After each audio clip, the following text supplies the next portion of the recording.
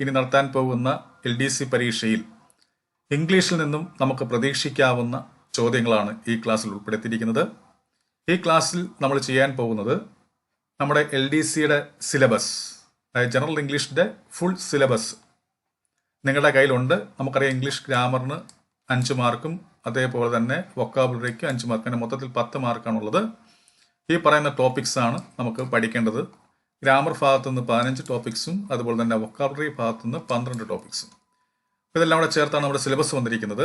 ഞാൻ പറഞ്ഞതുപോലെ നമ്മൾ ഈ ക്ലാസ്സിൽ നമ്മൾ ഈ പറയുന്ന സിലബസ് ഫുൾ സിലബസ് മാരത്തോണാണ് നമ്മൾ ചെയ്യുന്നത്. ഈ സിലബസിൻ്റെ ഓരോ ടോപ്പിക്കും, ഈ സിലബസ് പറഞ്ഞിരിക്കുന്ന ഓരോ ടോപ്പിക്കും നമ്മളെടുത്ത് അതിൽ നിന്നും പരമാവധി ക്വസ്റ്റ്യൻസ് നമുക്ക് എക്സ്പെക്റ്റ് ചെയ്യാവുന്ന ക്വസ്റ്റ്യൻസ് നമ്മൾ എന്ത് ചെയ്യുന്നു, വിശകലനം ചെയ്യുകയാണ്.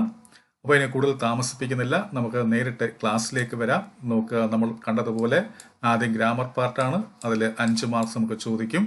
അതിൽ ഫസ്റ്റ് ടോപ്പിക്ക് നമ്മൾ കണ്ടതാണ്, എന്താണ് types of sentences and interchange of sentences. ഇതിൽ നിന്ന് നമുക്ക് പ്രതീക്ഷിക്കാവുന്ന ചോദ്യം, ഇതെല്ലാം നമ്മുടെ PSCയുടെ പ്രീവിയസ് ക്വസ്റ്റ്യൻസിൽ കാണപ്പെട്ട ചോദ്യങ്ങളാണ് നമ്മൾ ഈ ക്ലാസ്സിൽ ഉൾപ്പെടുത്തിയിരിക്കുന്നത്. നമ്മുടെ സമയക്കുറവ് കൊണ്ടും ഈ പറയുന്ന ക്ലാസ്സിൻ്റെ ദൈർഘ്യം കൂടുതൽ ഉള്ളതുകൊണ്ടും ഓരോ പരീക്ഷ എടുത്തെടുത്ത് പറയുന്നില്ല. പക്ഷെ നിങ്ങൾക്ക് മനസ്സിലാക്കാൻ പറ്റും. നിങ്ങൾ റിവൈസ് ചെയ്യുന്ന അല്ലെങ്കിൽ കേരള PSCക്ക് വേണ്ടി പ്രിപ്പയർ ചെയ്യുന്ന ഏതൊരാൾക്കും മനസ്സിലാകും ഇതെല്ലാം PSC ഓൾറെഡി ചോദിച്ചിട്ടുള്ള ചോദ്യങ്ങളാണ്. അപ്പോൾ അതുകൊണ്ട് തന്നെ നമുക്ക് ആ ചോദ്യത്തിൻ്റെ രീതി മനസ്സിലാക്കി പരീക്ഷയ്ക്ക് തൊട്ട് മുമ്പ് നമ്മൾ ചെയ്യേണ്ടത് പ്രീവിയസ് ക്വസ്റ്റ്യൻസ് ഒന്ന് അവലോകനം ചെയ്യുക എന്നുള്ളതാണ് മൊത്തത്തിൽ. അപ്പോൾ സിലബസിലെ ഫുൾ പോർഷൻസും നമ്മളൊന്ന് വിശകലനം ചെയ്ത് പോകണം. നമ്മുടെ കൈവശമുള്ളത് PSCയുടെ മുൻവർഷ ചോദ്യങ്ങൾ, മുൻവർഷങ്ങളിൽ PSC ചോദിച്ച കുറേ ക്വസ്റ്റ്യൻസ് ആണ് നമ്മുടെ കയ്യിലുള്ളത്. അത് സെലക്ട് ചെയ്ത് ഓരോ ടോപ്പിക്കിലും നമുക്ക് എക്സ്പെക്ട് ചെയ്യാവുന്ന തരത്തിലുള്ള ക്വസ്റ്റ്യൻസ് ഉൾപ്പെടുത്തിക്കൊണ്ടുള്ള ക്ലാസ്സാണ് നമ്മൾ ചെയ്യുന്നത്. അപ്പോൾ നോക്കുക, ഇതാണ് ഫസ്റ്റ് ക്വസ്റ്റ്യൻ എന്ന് പറയുന്നത്, convert the following into a negative sentence without changing its meaning. തീർച്ചയായിട്ടും PSC ഇങ്ങനെ ചോദിക്കാറുണ്ട്. ഓക്കെ, അപ്പോൾ അതെന്ന് പറയുന്നത് ഈ പറയുന്ന സെന്റൻസുമായി ബന്ധപ്പെട്ട ചോദ്യമാണ്. സോ ഇവിടെ തന്നിരിക്കുന്നത് നോക്കുക, ഹി ഈസ് ഓണസ്റ്റ് എന്ന് പറയുന്ന സെന്റൻസ് ആണ് തന്നിരിക്കുന്നത്. നമുക്ക് എന്ത് ചെയ്യണം, ഇനി നെഗറ്റീവ് സെന്റൻസിലേക്ക് മാറ്റണം. നെഗറ്റീവ് സെന്റൻസിലേക്ക് മാറ്റുക എന്ന് ഉദ്ദേശിക്കുന്നത് നെഗറ്റീവ് വേർഡ്സ് നമ്മൾ ആഡ് ചെയ്യണം. എന്തിൻ്റെ കൂടെ? സഹായക്രിയയുടെ കൂടെ നമുക്ക് നെഗറ്റീവ് വേർഡ് ആഡ് ചെയ്യുമ്പോൾ ആ സെന്റൻസ് നെഗറ്റീവ് ആവും. ഇവിടെ ഈസിന്റെ കൂടെ നോട്ട് ചേർക്കുമ്പോൾ എന്തായി? നെഗറ്റീവായി. ഹി ഈസ് നോട്ട് ഓണസ്റ്റ് എന്നാവും. പക്ഷെ ഇവിടെ പറയുന്നുണ്ട് വിത്തൗട്ട് ചേഞ്ചിങ് ഇറ്റ്സ് മീനിങ് എന്ന് പറയുന്നുണ്ട്, അല്ലേ? അപ്പൊ മീനിങ് മാറാൻ പാടില്ല. അപ്പൊ നമ്മൾ എന്താ ചെയ്യേണ്ടത്? ഹീസ് നോട്ട് എന്ന് എഴുതിയതിനു ശേഷം ഈ ഓണസ്റ്റ്, ഇത് അഡ്ജക്റ്റീവ് ആണ്. ആ അഡ്ജക്റ്റീവിന്റെ നമ്മൾ എപ്പോഴും എന്ത് ചെയ്യണം? ആന്റോണിയം ആയിരിക്കണം എഴുതേണ്ടത്. ഓണസ്റ്റ് ആന്റോണിയം ഏതായിരിക്കും? ഡിസോണസ്റ്റ്. അത് ആന്റോണിയം കൊണ്ട് ഉദ്ദേശിക്കുന്നത് ഓപ്പോസിറ്റ്, അല്ലേ? അപ്പോൾ ഓപ്പോസിറ്റ് നമ്മൾ എഴുതണം. അപ്പൊ നമുക്ക് അർത്ഥം മാറത്തില്ല. ഇപ്പൊ ഹീസ് ഓണസ്റ്റ് എന്ന് പറയുന്നതും ഹീസ് നോട്ട് ഡിസോണസ്റ്റ് എന്ന് പറയുന്നതും ശരിയാണ്, സെയിം മീനിങ് ആണ്. അപ്പോൾ സോ നമ്മുടെ ആൻസർ ആയിട്ട് വരിക ഏതായിരിക്കും? He's not dishonest. ഇതാണ് കറക്റ്റ് ആൻസർ. ഇനി നമ്മൾ നോക്കാൻ പോകുന്നത് identify the type of sentence for the following. ഈ തന്നിരിക്കുന്ന സെന്റൻസ് ഏത് ടൈപ്പ് ഓഫ് സെന്റൻസ് ആണ്? ഏത് സെന്റൻസിൽ പെടും? എക്സ്ക്ലമേറ്ററി ആണോ, ഡിക്ലറേറ്റീവ് ആണോ, ഇൻട്രോഗേറ്റീവ് ആണോ, ഇംപറേറ്റീവ് ആണോ, അല്ലേ? ഇംപറേറ്റീവ് ആണോ എന്നുള്ളതാണ് ചോദ്യം. അപ്പം നമ്മൾ മനസ്സിലാക്കേണ്ട കാര്യം, ഈ തന്നിരിക്കുന്നത് എന്തായിരിക്കും? Let's have A cup of coffee എന്ന് പറയുമ്പോൾ നമുക്കൊരു കപ്പ് കോഫി കുടിക്കാമെന്ന, അതെന്തിനെ സൂചിപ്പിക്കുന്നു? സജഷനെ സൂചിപ്പിക്കുന്നു, അല്ലേ? അങ്ങനെ സജഷനെ സൂചിപ്പിക്കുന്നത് കൊണ്ട് നമുക്ക് ഇതിനെ എന്താക്കി പറയാം? ഇംപറേറ്റീവ് സെന്റൻസ് ആണെന്ന് പറയാം. എന്താണ് ഇംപറേറ്റീവ് സെന്റൻസ്? അപ്പോൾ ഇത് ഇംപറേറ്റീവ് സെന്റൻസ് ആണ്. ഓക്കെ, അപ്പോൾ identify the type of sentence for the following. Let's have A cup of coffee. അപ്പോൾ എന്തായിരിക്കും? ഇംപറേറ്റീവ് സെന്റൻസ് ആണ്. എക്സ്ക്ലമേറ്ററി നമുക്കറിയാം സ്ട്രോങ് ഫീലിംഗ്സിനെ സൂചിപ്പിക്കുന്ന സെന്റൻസ് നമുക്ക് എക്സ്ക്ലമേറ്ററി എന്നും, ഡിക്ലറേറ്റീവ് എന്ന് വെച്ച് കഴിഞ്ഞാൽ സ്റ്റേറ്റ്മെന്റിനെ സൂചിപ്പിക്കുന്ന നമുക്ക് ഡിക്ലറേറ്റീവ് എന്നും, ഇൻട്രോഗേറ്റീവ് എന്ന് വെച്ച് കഴിഞ്ഞാൽ ക്വസ്റ്റ്യൻസിനെ സൂചിപ്പിക്കുന്ന സെന്റൻസ് നമുക്ക് ഇൻട്രോഗേറ്റീവ് എന്നും പറയാൻ പറ്റും. ഇനി നമുക്ക് അടുത്ത എന്താണ്? Identify the types of sentence. ഈ തന്നിരിക്കുന്ന സെന്റൻസ് ഏത് തരം സെന്റൻസ് ആണ്? നമുക്ക് ടൈപ്പ് ഓഫ് സെന്റൻസ് നമുക്ക് 2 രീതിയിൽ തരംതിരിക്കാം. ഒന്ന്, ആ സെന്റൻസ് എന്തിനെ ഡിനോട്ട് ചെയ്യുന്നതിനെ അടിസ്ഥാനപ്പെടുത്തിയും അതുപോലെ തന്നെ സെന്റൻസിന്റെ സ്ട്രക്ചറിനെ അടിസ്ഥാനപ്പെടുത്തിയും. നമ്മൾ ആദ്യം കണ്ടത് സെന്റൻസ് എന്തിനെ ഡിനോട്ട് ചെയ്യുന്നു അല്ലെങ്കിൽ അതിന്റെ സ്വഭാവത്തെ അനുസരിച്ചുള്ളതാണ് നമ്മൾ ആദ്യം നോക്കിയത്. ഇനി സെന്റൻസിന്റെ സ്ട്രക്ചർ വെച്ച് നോക്കാൻ നമുക്കറിയാം simple sentence, complex sentence, compound sentence, complex compound sentence. ഇങ്ങനെ 4 തരത്തിലുള്ള സെന്റൻസ് ടൈപ്പുകളാണുള്ളത് സ്ട്രക്ചേഴ്സുമായി ബന്ധപ്പെട്ട്. ഇവിടെ നോക്കുമ്പോൾ she worked hard but she couldn't succeed എന്ന് പറയുമ്പോൾ ഈ സെന്റൻസിൽ നോക്കാൻ നമുക്ക് എന്ത് കാണാൻ പറ്റും? ഇവിടെ ബട്ട് കാണാൻ പറ്റും. ബട്ട് എന്ന് പറയുന്നത് എന്താണ്? കോർഡിനേറ്റിംഗ് കൺജങ്ഷൻ ആണ്. കോർഡിനേറ്റിംഗ് കൺജങ്ഷൻസ് എന്ന് പറയുമ്പോൾ ഏതൊക്കെയാ? ഫോർ, ആൻഡ്, ബട്ട്, പിന്നെ ഓർ, യെറ്റ്, പിന്നെ സോ. ഇതാണ് എന്താണ് ഈ പറയുന്ന ഈ കോർഡിനേറ്റിംഗ് കൺജങ്ഷൻസ് എന്ന് പറയുന്നത് നമ്മൾ ഓർത്ത് വെക്കാൻ എളുപ്പമാർഗ്ഗം നമ്മൾ ഫാൻ ബോയ്സ് എന്ന് പഠിച്ചു വെക്കുക. ഓക്കെ, ഫാൻ ബോയ്സ് എന്ന് പഠിച്ചു വെക്കുകയാണെങ്കിൽ നമുക്ക് പെട്ടെന്ന് കിട്ടും. എഫ് എന്ന് പറയുമ്പോൾ എന്തായിരിക്കും? ഫോർ. എ എന്തിനെ സൂചിപ്പിക്കുന്നു? ആൻഡിനെ സൂചിപ്പിക്കുന്നു. എൻ എന്തിനെ സൂചിപ്പിക്കുന്നു? നോറിനെ സൂചിപ്പിക്കുന്നു. അതേപോലെ തന്നെ ബി എന്തിനെ സൂചിപ്പിക്കുന്നു? ബട്ടിനെ സൂചിപ്പിക്കുന്നു. ഒ എന്തിനെ സൂചിപ്പിക്കുന്നു? ഓറിനെ സൂചിപ്പിക്കുന്നു. വൈ എന്തിനെ സൂചിപ്പിക്കുന്നു? എറ്റിനെ സൂചിപ്പിക്കുന്നു. S O സോയെ. അപ്പോൾ ഈ പറഞ്ഞ സംഭവങ്ങൾ വന്നു കഴിഞ്ഞാൽ അത് തീർച്ചയായിട്ടും എന്തായിരിക്കും? കോമ്പൗണ്ട് സെന്റൻസ് ആയിരിക്കും. നമുക്കറിയാം കൺജങ്ഷൻസ് 3 തരമാണുള്ളത്. ഒന്ന് കോർഡിനേറ്റിംഗ് കൺജങ്ഷൻസ്, അടുത്തത് subordinating conjunctions, then correlative conjunctions.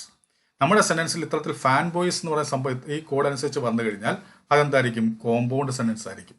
പിന്നെ സബോർഡിനേറ്റിംഗ് കൺജങ്ഷൻസ് വന്നു കഴിഞ്ഞാൽ അതെന്തായിരിക്കും? കോംപ്ലക്സ് സെന്റൻസ് ആയിരിക്കും. ഉദാഹരണത്തിന് ആൾട്ടോ, ദോ, ഹവർ എന്ന് പറയുന്ന സംഭവങ്ങളൊക്കെ ഉണ്ടല്ലോ. അപ്പോൾ അതൊക്കെ വന്നു കഴിഞ്ഞാൽ അതെന്തായിരിക്കും? കോംപ്ലക്സ് സെന്റൻസ് ആയിരിക്കും. പിന്നെ ഈ പറയുന്ന കോറിലേറ്റീവ് കൺജങ്ഷൻസ് ചിലത് വന്നു കഴിഞ്ഞാൽ കോമ്പൗണ്ട് സെന്റൻസും ചിലത് വന്നു കഴിഞ്ഞാൽ എന്തായിരിക്കും? കോംപ്ലക്സ് സെന്റൻസും ആയിരിക്കും. ഇതിനെക്കുറിച്ച് വിശദമായിട്ട് ഞാൻ ക്ലാസ് ഇട്ടിട്ടുണ്ട്. ഓക്കെ, അപ്പോൾ അതിൻ്റെ ലിങ്ക് വേണമെങ്കിൽ താഴെ തന്നേക്കാം. ഓക്കെ, അപ്പോൾ അത് കണ്ട് മനസ്സിലാക്കുക. അപ്പോൾ ഇവിടെ നമ്മൾ മനസ്സിലാക്കേണ്ട ഇവിടെ ബട്ട് വന്ന സ്ഥിതിക്ക് അത് എന്താണ്? കോമ്പൗണ്ട് സെന്റൻസ് ആണ്. ഇപ്പോൾ she worked hard but she couldn't succeed. പിന്നെ ഇങ്ങനെ കൺജങ്ഷൻസിനെ മാത്രം ആശ്രയിച്ചുകൊണ്ട് നമുക്ക് പറയുന്നതിനപ്പുറം നമുക്ക് എന്താണ് കോമ്പൗണ്ട് സെന്റൻസ് നമ്മൾ അറിഞ്ഞിരിക്കണം. എന്താണ് കോമ്പൗണ്ട് സെന്റൻസ്?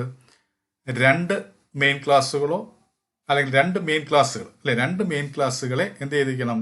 അല്ലെങ്കിൽ 2ഓ അതിൽ കൂടുതലോ മെയിൻ ക്ലാസ്സുകളെ എന്തുകൊണ്ട് കൂട്ടി യോജിപ്പിക്കണം? കൺജങ്ഷൻസ് കൊണ്ട് കൂട്ടി യോജിപ്പിക്കണം. അവിടെ കൂട്ടി യോജിപ്പിക്കേണ്ടത് എങ്ങനെയുള്ള കൺജങ്ഷൻസ് ആയിരിക്കണം? കോർഡിനേറ്റിംഗ് കൺജങ്ഷൻസ് ആയിരിക്കണം. ഓക്കെ, അപ്പോൾ അങ്ങനെ ആകുമ്പോൾ ഇവിടെ നമ്മൾ മനസ്സിലാക്കേണ്ട കാര്യം ഇവിടെ ബട്ട് ഒരു കോർഡിനേറ്റിംഗ് കൺജങ്ഷൻ ആണ്. സോ ഇതൊരു കോമ്പൗണ്ട് സെന്റൻസ് ആണ്. ഓക്കെ, ഇവിടുത്തെ കറക്റ്റ് ആൻസർ കോമ്പൗണ്ട് സെന്റൻസ് എന്നുള്ളതാണ്. പിന്നെ നമ്മൾ മനസ്സിലാക്കേണ്ട കാര്യം ഇവിടെ മെയിൻ ക്ലാസ്സുകൾ നോക്കുമ്പോൾ ഏതൊക്കെയാണ്? ഷീ വർക്ക്ഡ് ഹാർഡ് എന്ന് പറയുന്നത് മെയിൻ ക്ലാസ് ആണ്. അതുപോലെ ഷീ കുഡിന്റ് സക്സീഡ് എന്ന് പറയുന്നത് അടുത്ത മെയിൻ ക്ലാസ്. അപ്പോൾ 2ഓ അതിൽ കൂടുതൽ മെയിൻ ക്ലാസ്സുകളെ കൺജങ്ഷൻസ് കൊണ്ട് കൂട്ടി യോജിപ്പിക്കുകയാണെങ്കിൽ അതെന്തായിരിക്കും? കോമ്പൗണ്ട് സെന്റൻസ് ആയിരിക്കും. സിമ്പിൾ സെന്റൻസ് എന്ന് വെച്ചാൽ എന്തായിരിക്കും? ഒറ്റ മെയിൻ ക്ലാസ് മാത്രമേ കാണത്തുള്ളൂ. അപ്പോൾ അതിനെ സിമ്പിൾ സെന്റൻസ് എന്ന് വിളിക്കും. എന്താണ് കോംപ്ലക്സ് സെന്റൻസ് എന്ന് വെച്ച് കഴിഞ്ഞാൽ ഒരു മെയിൻ ക്ലാസ്സും ഒന്നോ അതിൽ കൂടുതലോ സബോർഡിനേറ്റ് ക്ലാസ്സുകൾ അല്ലെ. കോംപ്ലക്സ് സെന്റൻസിൽ ഒറ്റ മെയിൻ ക്ലാസ് ആയിരിക്കും ഉണ്ടാവുക. പിന്നെ കോംപ്ലക്സ് സെന്റൻസ് എന്ന് പറയുമ്പോഴത്തേക്കും ഒന്നോ അതിൽ കൂടുതലോ subordinate classes. Okay, complex sentence എന്ന് പറയുമ്പോൾ എന്തായിരിക്കും? ഒരു മെയിൻ ക്ലാസ്സും ഒന്നോ അതിലധികമോ സബോർഡിനേറ്റ് ക്ലാസ്സസും വരുമ്പോൾ അതിനെ നമുക്ക് എന്ത് വിളിക്കാം? കോംപ്ലക്സ് സെന്റൻസ് എന്ന് പറയാം. ഇനി എന്താണ് കോംപ്ലക്സ് കോമ്പൗണ്ട് സെന്റൻസ് എന്ന് പറയുമ്പോൾ അവിടെ മിനിമം 2 മെയിൻ ക്ലാസ്സുകൾ, പിന്നെ ഒന്നോ അതിൽ കൂടുതലോ സബോർഡിനേറ്റ് ക്ലാസ്സസ് ഇങ്ങനെ വരുമ്പോൾ അതിനെ നമുക്ക് വിളിക്കാം കോംപ്ലക്സ് കോമ്പൗണ്ട് സെന്റൻസ് എന്ന് വിളിക്കാം. ഓക്കെ, ഇനി എന്താണ് മെയിൻ ക്ലാസ് അറിയാമല്ലോ. മെയിൻ ക്ലാസ് എന്ന് പറയുമ്പോൾ എന്തായിരിക്കും? അവിടെ ഒരു സബ്ജക്റ്റ് ഉണ്ടാവണം, ടെൻസ് ഫോമുള്ള വെർബ് ഉണ്ടാവണം, പൂർണ്ണമായ അർത്ഥവും ഉണ്ടാകണം. അതിനെ നമുക്ക് മെയിൻ ക്ലാസ് എന്ന് വിളിക്കാം. ഇനി സബോർഡിനേറ്റ് ക്ലാസ് എന്ന് പറയുമ്പോൾ അവിടെ ഒരു സബ്ജക്റ്റ് ഉണ്ടാവും, ഒരു ടെൻസ് ഫോമുള്ള വെർബ് ഉണ്ടാവും, പക്ഷെ അവിടെ കംപ്ലീറ്റ് മീനിങ് കാണത്തില്ല, ഭാഗികമായ മീനിങ്ങേ കാണത്തുള്ളൂ. അങ്ങനെയാകുമ്പോൾ അതിനെ നമുക്ക് എന്ത് വിളിക്കാം? സബോർഡിനേറ്റ് ക്ലോസ് എന്ന് വിളിക്കാം. അപ്പോൾ ഇതാണ് നമ്മൾ മനസ്സിലാക്കേണ്ടത്. അപ്പോൾ ഇവിടെ മനസ്സിലാകുമ്പോൾ കോമ്പൗണ്ട് സെന്റൻസ് ആണ് കറക്റ്റ് ആൻസർ. ഇനി അടുത്ത നോക്കുക, convert the complex sentence in a compound sentence. Although it was raining we went out എന്ന് പറയുന്ന ഇതൊരു കോംപ്ലക്സ് സെന്റൻസ് ആണ്. കാരണം എന്താ നോക്കുക, ഓൾതോ എന്ന് പറയുന്ന സബോർഡിനേറ്റിംഗ് കൺജങ്ഷൻ വന്നു. അപ്പോൾ അങ്ങനെ സബോർഡിനേറ്റിംഗ് കൺജങ്ഷൻ വരുന്നത് എന്തായിരിക്കും? അവിടുത്തെ സബോർഡിനേറ്റ് ക്ലോസ് ആയിരിക്കും. ഇതൊരു സബോർഡിനേറ്റ് ക്ലോസ് ആണ്. ഇതെന്താണ്? വി വെന്റ് ഔട്ട് ഒരു മെയിൻ ക്ലോസ്. നമ്മൾ എന്താ പറഞ്ഞത്? ഒരു മെയിൻ ക്ലോസും ഒന്നോ അതിലധികമോ സബോർഡിനേറ്റ് ക്ലോസ് വരികയാണെങ്കിൽ അതിനെ നമ്മൾ കോംപ്ലക്സ് സെന്റൻസ് എന്ന് വിളിക്കും. അപ്പോൾ ഇതൊരു കോംപ്ലക്സ് സെന്റൻസ് ആണ്. ഇത് ഇവിടുത്തെ മെയിൻ ക്ലോസും ഇത് സബോർഡിനേറ്റ് ക്ലോസും ആണ്. അതിനെ നമുക്ക് എന്താണ്? കോമ്പൗണ്ട് സെന്റൻസിലേക്ക് മാറ്റണം. അപ്പോൾ നമ്മൾ എന്ത് ചെയ്യണം? ഈ പറയുന്ന ഓൾത്തോയെ നമ്മൾ എടുത്ത് മാറ്റുന്നു. മാറ്റുമ്പോൾ എന്തായി മാറി? ഇറ്റ് വാസ് റെയിനിങ് എന്നായി. എന്നിട്ട് നമ്മൾ എന്ത് ചെയ്യണം? ഈ ഓൾത്തോയ്ക്ക് പകരം വരുന്ന കോർഡിനേറ്റിംഗ് കൺജങ്ഷൻ കൊടുക്കണം. അല്ലെങ്കിൽ ഓൾത്തോയുടെ അതേ അർത്ഥം വരുന്ന കോർഡിനേറ്റിംഗ് കൺജങ്ഷൻ ഏതാണത്? ബട്ടാണ്. അപ്പോൾ it was raining but we went out അങ്ങനെ വരും. അങ്ങനെ ആകുമ്പോൾ അത് കോമ്പൗണ്ട് സെന്റൻസ് ആവും. ഇറ്റ് വാസ് റെയിനിങ് എന്നുള്ള main clause, V went out എന്നുള്ളത് അടുത്ത മെയിൻ ക്ലോസ്. ഈ 2 മെയിൻ ക്ലോസുകൾ നമ്മൾ ബട്ട് കൊണ്ട് യോജിപ്പിക്കുന്നു. ബട്ട് എന്ന് പറയുന്ന കോർഡിനേറ്റിംഗ് കൺജങ്ഷൻ കൊണ്ട് യോജിപ്പിക്കുന്നു. അപ്പോൾ അത് കോമ്പൗണ്ട് സെന്റൻസ് ആയി മാറുന്നു. എന്തുകൊണ്ട് നമ്മൾ ബട്ട് എഴുതാൻ കാരണം ഓൾദോയുടെ അതേ അർത്ഥം തരണം. ഓൾദോ എന്തിനെ സൂചിപ്പിക്കുന്നതാണ്? പക്ഷേ എന്നൊരു അർത്ഥം നൽകുന്നതാണ് ഓൾദോ, അല്ലെങ്കിൽ അതേ അർത്ഥം നൽകുന്നത്. ഓൾദോയുടെ യഥാർത്ഥ അർത്ഥം എന്താ? അങ്ങനെ ആയാലും, അങ്ങനെ ആയിട്ടും എന്നൊക്കെയാണ് ഓൾദോ കൊണ്ട് ഉദ്ദേശിക്കുന്നത്. അല്ലെങ്കിൽ അങ്ങനെ ആണെങ്കിലും എന്നൊക്കെ അർത്ഥമാണ് ഓൾദോയും ദോയൊക്കെ തരുന്നത്. അതേ അർത്ഥമാണ് ഏകദേശം ബട്ടും തരിക. അതായത് കോൺട്രഡിക്ടറി സ്റ്റേറ്റ്മെന്റിനെ സൂചിപ്പിക്കുന്ന കൺജങ്ഷൻ, സബോർഡിനേറ്റ് കൺജങ്ഷൻ, അതാണ് ഓൾദോയും ബട്ടും. ഓക്കെ, അപ്പോൾ ഇവിടെ നമ്മൾ ഓൾദോ മാറ്റിയിട്ട് നമ്മൾ ഇങ്ങനെ എഴുതുക, ഇറ്റ് വാസ് റെയിനിങ് എന്ന് എഴുതുക, എന്നിട്ട് ബട്ട് വി വെന്റ് ഔട്ട്. അപ്പോൾ it was raining but we went out എന്ന് പറയുന്ന ഇതാണ് കറക്റ്റ് ആൻസർ. നമ്മൾ നോക്കാം, ഇവിടെ സോ ഉണ്ട്. സോ എന്ന് പറയുന്നത് കോർഡിനേറ്റിംഗ് കൺജങ്ഷനാണ്. ചിലപ്പോൾ ഇത് നമുക്ക് കൺഫ്യൂഷൻ ആവും. ഇതും എന്താണ്? കോമ്പൗണ്ട് സെൻസ് ആണ്. It was raining so went out എന്ന് പറയുന്നത് കോമ്പൗണ്ട് സെൻസ് ആണ്. പക്ഷേ ഈ പറഞ്ഞിരിക്കുന്ന കോംപ്ലക്സ് സെൻസിനെ കോമ്പൗണ്ട് സെൻസിലേക്ക് മാറ്റുമ്പോൾ ഒരിക്കലും നമ്മൾ സോ എഴുതാൻ പാടില്ല. സോ എന്ന് പറയുമ്പോൾ ഒരു കാരണത്തെ സൂചിപ്പിക്കുന്നത്. ബട്ടോ അല്ലെങ്കിൽ ഓൾദോയോ കോൺട്രഡിക്ടറിയെ സൂചിപ്പിക്കുന്നതാണ്, വിരുദ്ധങ്ങളായിട്ടുള്ളവയെ സൂചിപ്പിക്കുന്നതാണ് ഓൾദോയും ബട്ടും. ഇവിടെ ഓൾദോ വന്ന സ്ഥിതിക്ക് അത് വിരുദ്ധതയെ സൂചിപ്പിക്കുന്നതാണ്. സോ ബട്ടാണ് ഇവിടെ വരേണ്ടത്. ഇനി ഇവിടെ ഒരു കാരണത്തെ സൂചിപ്പിക്കുന്നിരുന്നെങ്കിൽ നമുക്ക് സോ എഴുതാമായിരുന്നു. അപ്പോൾ ഇവിടുത്തെ ഇതിന്റെ കറക്റ്റ് കോമ്പൗണ്ട് സെൻസ് ആക്കി മാറ്റുമ്പോൾ ഈ എ എന്ന് പറയുന്ന ഓപ്ഷനാണ് നമ്മൾ എഴുതേണ്ടത്. ഇനി V went out despite the rain എന്ന് പറയുമ്പോൾ ഇതെന്താണ്? ആക്ച്വലി സിമ്പിൾ സെന്റൻസ് ആണ്. അതായത് ഈ പറയുന്ന കോംപ്ലക്സ് സെന്റൻസിനെ സിമ്പിൾ സെന്റൻസ് ആക്കാൻ പറയുമ്പോൾ നമ്മൾ എഴുതേണ്ടതാണ് we went out despite the rain, അല്ലേ? അപ്പോൾ ഓൾദോ വന്നതിനെ നമ്മൾ കോമ്പൗണ്ട് സെൻസിലേക്ക് മാറ്റുമ്പോൾ ബട്ടാക്കുക. അതേപോലെ തന്നെ ഓൾദോ വന്നിരിക്കുന്ന കോംപ്ലക്സ് സെന്റൻസിനെ സിമ്പിൾ സെൻസ് ആക്കാൻ പറയുമ്പോൾ ഓൾദോയ്ക്ക് പകരം നമ്മൾ ഡെസ്പൈറ്റതോ ഇൻസ്പൈറ്റ് ഓഫോ നമുക്ക് ചേർക്കാം. അപ്പോൾ ഈ സിമ്പിൾ സെന്റൻസ് ആയി മാറും. ഇതും ഒരു സിമ്പിൾ സെന്റൻസ് ആണ്, പക്ഷേ ഇതിന്റെ സിമ്പിൾ സെന്റൻസ് അല്ല ഇത്. കാരണം ഈ ഓൾദോയുടെ അതേ അർത്ഥം നൽകുന്ന എന്തെങ്കിലും ഒന്ന് വേണം. അതാണ് ഡെസ്പൈറ്റും ഇൻസ്പൈറ്റ് ഓഫും. അപ്പം ഇവിടെ ചോദ്യം കൺവേർട്ട് ദ കോംപ്ലക്സ് സെന്റൻസിന്റെ കോമ്പൗണ്ട് സെൻസ്. അപ്പം ഇവിടുത്തെ correct answer it was raining but we went out എന്നുള്ളതാണ്. ഇനി നമ്മൾ പോകാൻ പോകുന്നത് പാർട്സ് ഓഫ് സ്പീച്ചുമായി ബന്ധപ്പെട്ടതാണ്. നോക്കുക, ഇവിടെ പാർട്സ് ഓഫ് സ്പീച്ചിലെ ചോദ്യം എന്താണ്? വോ that was an amazing performance. Here the underlined word is an example of dash. വോ എന്ന് പറഞ്ഞിരിക്കുന്ന ഈ വാക്ക് എന്തിൽ പെടും? അഡ്ജക്റ്റീവ് ആണോ, ആഡ്വർബ് ആണോ, കൺജങ്ഷൻ ആണോ, ഇന്റർജെക്ഷൻ ആണോ? നമുക്കറിയാം വോ എന്ന് പറയുമ്പോൾ എന്തായിരിക്കും? ശക്തമായ വികാരങ്ങളെ പ്രകടിപ്പിക്കുന്ന വാക്കാണ്. അപ്പൊ ശക്തമായ വികാരങ്ങളെ പ്രകടിപ്പിക്കുന്ന വാക്കിനെ നമുക്ക് എന്ത് വിളിക്കാം? ഇന്റർജെക്ഷൻ എന്ന് വിളിക്കാം. ഇതാണ് ഇന്റർജെക്ഷൻ. ഇനി ശക്തമായ വികാരങ്ങളെ പ്രകടിപ്പിക്കുന്ന സെന്റൻസിനെ നമുക്ക് എന്ത് വിളിക്കാം? എക്സ്ക്ലമേറ്ററി സെന്റൻസ് എന്ന് വിളിക്കാം. ശക്തമായ വികാരത്തെ പ്രകടിപ്പിക്കുന്ന വാക്കിനെ നമുക്ക് ഇന്റർജെക്ഷൻ എന്ന് പറയാം. അഡ്ജക്റ്റീവ് എന്താ നമുക്കറിയാമല്ലോ, എന്താണ്? നാമവിശേഷണം. ആഡ്വർബ് ക്രിയാവിശേഷണം. കൺജങ്ഷൻ നമുക്കറിയാമല്ലോ, നമ്മൾ പറഞ്ഞ പോലെ ഫാൻ ബോയ്സും, പിന്നെ അതുപോലെ തന്നെ സബോർഡിനേറ്റിംഗ് കൺജങ്ഷൻസും, അതുപോലെ തന്നെ കോറിലേറ്റീവ് കൺജങ്ഷൻസും. ഓക്കെ, ഇനി നമ്മൾ അടുത്ത് നോക്കുക, identify the adverb of place. ഈ തന്നിരിക്കുന്ന സെന്റൻസിലെ ആഡ്വർബ് ഓഫ് പ്ലേസ് ഏതാണ്?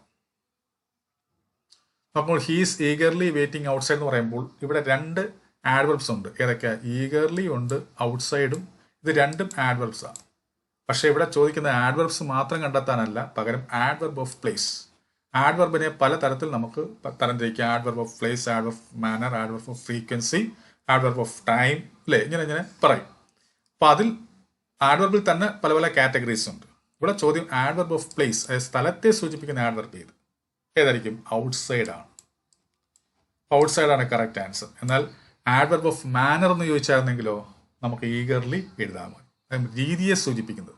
അവരെങ്ങനെയാണ് വെയിറ്റ് ചെയ്യുന്നത്? വളരെ ഈഗർലി ആണ്, ഈഗറായിട്ട് വെയിറ്റ് ചെയ്യുകയാണ്. അപ്പോൾ അത് മാനറാണ്. അപ്പോൾ ആഡ്വർബ് ഓഫ് മാനർ എന്ന് ചോദിച്ചിരുന്നെങ്കിൽ നമുക്ക് ഈഗർലി എന്ന് എഴുതാമായിരുന്നു. എന്നാൽ ഇവിടെ ആഡ്വർബ് ഓഫ് പ്ലേസ് ആണ്, അതാണ് ഔട്ട്സൈഡ് ആണ്. അപ്പോൾ ഔട്ട്സൈഡ് ആണ് കറക്റ്റ് ആൻസർ. ഇനി അടുത്ത choose the correct adjective from the following sentence. ഈ തന്നിരിക്കുന്ന സെന്റൻസിൽ നിന്ന് അഡ്ജക്റ്റീവിനെ എടുക്കാനാണ് പറഞ്ഞിരിക്കുന്നത്. നോക്കുക, the toll man is my uncle. അപ്പോൾ നമ്മൾ മനസ്സിലാക്കേണ്ട കാര്യം, ടോൾ എന്ന് പറയുമ്പോൾ എന്തിനെ വിശേഷിപ്പിക്കുന്നതാണ്? ഈ മാൻ എന്ന് പറയുന്നതിനെ വിശേഷിപ്പിക്കുന്നതാണ്. മാൻ എന്ന് പറയുന്നത് നൗൺ ആണ്. അപ്പൊ നൗണിനെ വിശേഷിപ്പിക്കുന്ന നമുക്ക് എന്ത് വിളിക്കാം? അഡ്ജക്റ്റീവ് എന്ന് വിളിക്കാം. അപ്പൊ ടോൾ ആണ് കറക്റ്റ് ആൻസർ. എന്നാൽ നമ്മുടെ ചോദ്യം ഇങ്ങനെ ആയിരുന്നെങ്കിലോ, choose the correct possessive adjective from the following sentence. Possessive adjective എടുക്കാൻ പറഞ്ഞാൽ നമുക്ക് എന്ത് പറയാമായിരുന്നു? മൈ പറയാമായിരുന്നു. എന്താണ് പൊസസീവ് അഡ്ജക്റ്റീവ്? പൊസഷൻ എന്ന് പറയുമ്പോൾ എന്തായിരിക്കും? ഉടമസ്ഥത. ഉടമസ്ഥതയെ സൂചിപ്പിക്കുന്ന അഡ്ജക്റ്റീവ് അതാണ് മൈ ആണ്. കാരണം മൈ അങ്കിൾ, അങ്കിൾ എന്ന് പറയുന്ന നൗൺ ആണ്. ഈ അങ്കിളിനെ വിശേഷിപ്പിക്കുന്നതാണ് മൈ. പക്ഷേ ഈ മൈ വെറും ഒരു അഡ്ജക്റ്റീവ് അല്ല, പകരം അതെന്താണ്? പൊസഷനെ സൂചിപ്പിക്കുന്ന, ഉടമസ്ഥതയെ സൂചിപ്പിക്കുന്ന അഡ്ജക്റ്റീവ് ആണ്. സോ അതിനെ പൊസസീവ് അഡ്ജക്റ്റീവ് എന്ന് വിളിക്കും. ഇവിടെ പക്ഷേ അങ്ങനെ പൊസസീവ് അഡ്ജക്റ്റീവ് എടുത്ത് പറയുന്നില്ല, അഡ്ജക്റ്റീവ് എന്ന് മാത്രമേ പറയുന്നുള്ളൂ. അങ്ങനെ അനുസരിച്ച് നമുക്ക് ടോൾ നമുക്ക് ആൻസർ ആയിട്ട് എഴുതാം. ഇനി നമ്മൾ പോകാൻ പോകുന്നത് agreement of subject and verb, കോൺകോഡുമായി ബന്ധപ്പെട്ട ചോദ്യമാണ്. നോക്കുക, the teacher along with the students dash in the auditorium. നമുക്കറിയാം ഇതുപോലെ along with, as well as, accompanied by, അല്ലേ? ഇതിനൊക്കെ വന്നു കഴിഞ്ഞാൽ നമ്മൾ എന്താ ചെയ്യേണ്ടത്? അതിന് തൊട്ടുമ്പ് വന്നിരിക്കുന്നതിനെയാണ് നമ്മൾ ആശ്രയിക്കേണ്ടത്. നോക്കുക, ദ ടീച്ചർ എന്ന് പറയുമ്പോൾ സിംഗുലർ ആണ്. സോ ഇവിടെ സിംഗുലർ ആയിട്ടുള്ളതാണ് വേണ്ടത്. The teacher along with the students dash in the auditorium എന്ന് പറയുമ്പോൾ ഇവിടെ ഏതെങ്കിലും ഒരു സമയത്തെ സൂചിപ്പിക്കുന്നുണ്ടോ, അല്ലെങ്കിൽ സമയം എടുത്ത് പറയുന്നുണ്ടോ? അത് ഇന്നാണെന്നോ നാളെയാണെന്നോ മറ്റന്നാളാണെന്നോ, അതായത് പാസ്റ്റ് ടെൻസ് ആണോ പ്രസന്റ് ടെൻസ് ആണോ ഫ്യൂച്ചർ ടെൻസ് ആണോ എന്ന് പറയുന്ന ഏതെങ്കിലും ടൈമിംഗ് വേർഡ് ഉണ്ടോ? ടൈമിംഗ് വേർഡ് തന്നിട്ടില്ല.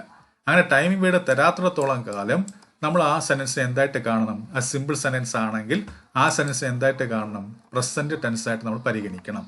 അപ്പോൾ ഇവിടെ പ്രസന്റ് ടെൻസിന്റെ വെർബാണ് വരേണ്ടത്. അത് സിംഗുലറുമായിരിക്കണം. അപ്പോൾ ഇവിടെ തന്നിരിക്കുന്നതിനകത്ത് പ്രസന്റ് ടെൻസിന്റെ വെർബും സിംഗുലറുമായിട്ടുള്ളത് ഏതൊക്കെയാ? ഈസും ഹാസുമാണ്. ആറും എന്ന് പറയുന്നത് പ്ലൂറലാണ്. വാസ് പാസ്റ്റ് ആണ്. അപ്പോൾ പ്രസന്റ് ടെൻസിലെ സിംഗുലർ ആയിട്ട് വന്നിരിക്കുന്ന ഈസും ഹാസുമാണ്. ഇനി ഈസ് ആണോ ഹാസ് ആണോ? ഇവിടെ എന്താ ഉദ്ദേശിക്കുന്നത്? ഓഡിറ്റോറിയത്തിൽ ഉണ്ടെന്നാണ്. ഇപ്പോൾ ഓഡിറ്റോറിയത്തിൽ ഉണ്ട് അല്ലെങ്കിൽ ഓഡിറ്റോറിയത്തിൽ നിൽക്കുന്നു എന്നൊരു അർത്ഥം നൽകണമെങ്കിൽ നമ്മളവിടെ എന്താ ഉപയോഗിക്കേണ്ടത്? ഈസ് ആയിരിക്കണം ഉപയോഗിക്കേണ്ടത്. അപ്പോൾ the teacher along with the students is in the auditorium. അവർ ഓഡിറ്റോറിയത്തിലാണ്, അല്ലെ? ആണ്, ആകുന്നു എന്നൊരു അർത്ഥം നൽകാൻ നമ്മൾ ഈ സാമാറാണ് ഉപയോഗിക്കേണ്ടത്. എന്നാൽ ഹാസോ ഉടമസ്ഥയെ സൂചിപ്പിക്കുന്നതാണ്. ഈ ടീച്ചറിന് ഓഡിറ്റോറിയം ഉണ്ടെന്നാണോ പറയുന്നത്? അല്ല, പകരം ടീച്ചർ അവിടെ ഉണ്ടെന്നാണ് പറയുന്നത്, അല്ലെ? ഓഡിറ്റോറിയത്തിലാണ് എന്നാണ് പറയുന്നത്. അപ്പോൾ ആണ് എന്നൊരു അർത്ഥം നൽകണമെങ്കിൽ നമ്മളവിടെ ഉപയോഗിക്കേണ്ടത് ഏതായിരിക്കണം? ഈസ് എന്നുള്ളതാണ്. ഈസ് ആണ് കറക്റ്റ് ആൻസർ. ഇനി അടുത്ത് നോക്കുക, the jury dash divided in their opinion yesterday. ഇന്നലെ അവര് എന്ത് ചെയ്തു? അവരുടെ അഭിപ്രായ ഭിന്നതയിൽ ആ ജൂറി എന്ത് ചെയ്തു? ഡിവൈഡ് ചെയ്യപ്പെട്ടു എന്നാണ് പറയുന്നത്. അപ്പോൾ ഇവിടെ നോക്കാം, ഇവിടെ ടൈമിംഗ് വേർഡ് ഉണ്ട്, ഏതാ? എസ്റ്റർഡേ.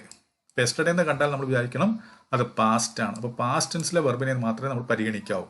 നമുക്ക് തന്നിരിക്കുന്നതിനകത്ത് നോക്കുമ്പോൾ ഈസ് പ്രസന്റ് ആണ്, ആറും പ്രസന്റ് ആണ്. ഇനി നമ്മുടെ കയ്യിൽ വാസും ഉണ്ട്, ഹാഡും ഉണ്ട്. മനസ്സിലാക്കുക, ഇവിടെ ഈ വാസിന് പകരം വേറാണ് വരേണ്ടത് കേട്ടോ. അപ്പോൾ ക്ലറിക്കൽ മിസ്റ്റേക്ക് ആണ്. അപ്പം ഈ വാസിന് പകരം വേറായിട്ട് സങ്കല്പിക്കുക. വേറും ഉണ്ട്, ഹാഡും ഉണ്ട്. ഇതിനകത്ത് ഏതായിരിക്കും വരിക? നമ്മൾ മനസ്സിലാക്കേണ്ടത് ഡിവൈഡഡ് എന്നാണ് പറയുന്നത്. ഇപ്പൊ ഡിവൈഡഡ് എന്ന് പറയുമ്പോൾ എന്തായിരിക്കും?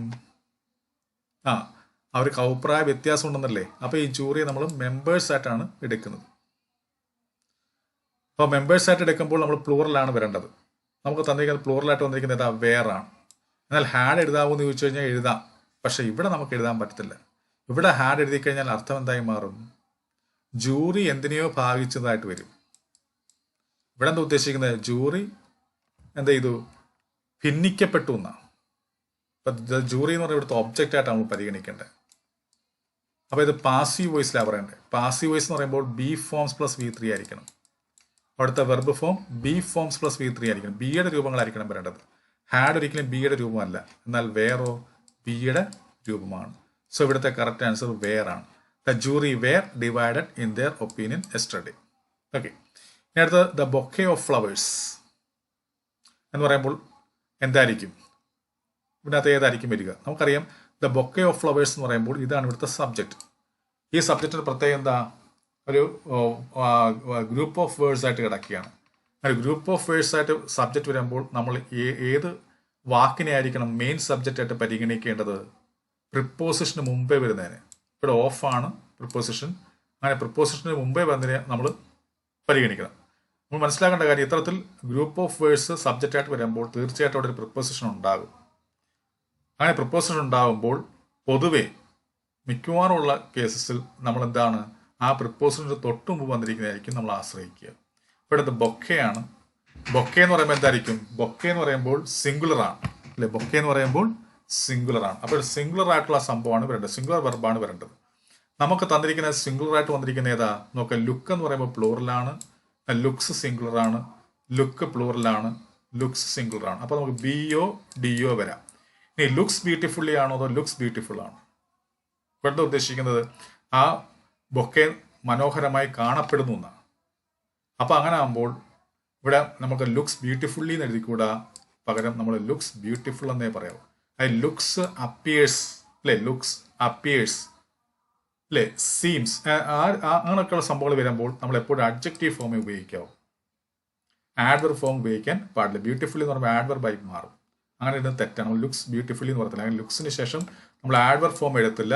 ലുക്സിന് ശേഷം നമ്മൾ എന്ത് എഴുതത്തുള്ളൂ? ഇപ്പം ടേസ്റ്റ് ഡെലീഷ്യസ് എന്നൊക്കെ പറയത്തുള്ളൂ നമ്മൾ അല്ലേ. അപ്പോൾ അങ്ങനെ സമയത്ത് നമ്മൾ അഡ്ജക്റ്റീവ് ഫോമേ എഴുതാവും. ഇപ്പം ലുക്സ് ബ്യൂട്ടിഫുൾ.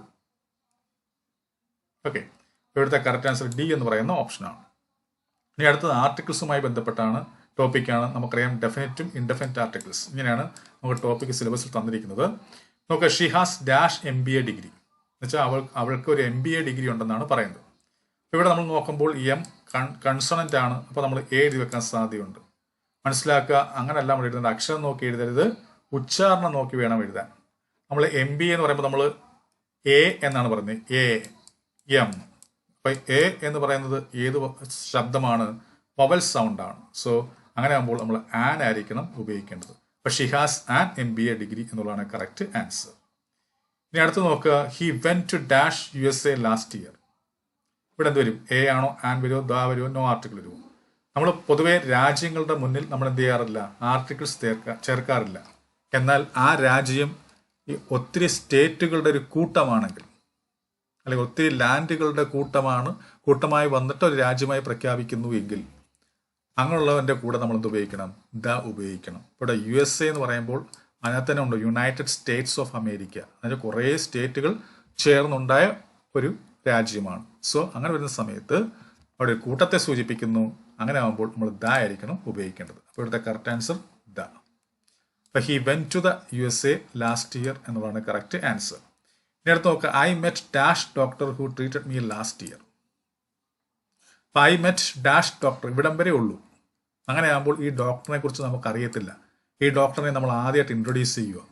അങ്ങനെ ആദ്യമായിട്ട് നമ്മൾ ഇൻട്രൊഡ്യൂസ് ചെയ്യുന്ന സിംഗിൾ ആയിട്ടുള്ള നൗണിൻ്റെ തൊട്ടുമ്പോൾ നമ്മൾ എപ്പോഴും എയോ ആനോ ആയിരിക്കും ഉപയോഗിക്കുക. അതായത് ഇൻഡെഫിനിറ്റ് ആർട്ടിക്കിൾസ് ആയിരിക്കും ഉപയോഗിക്കുക.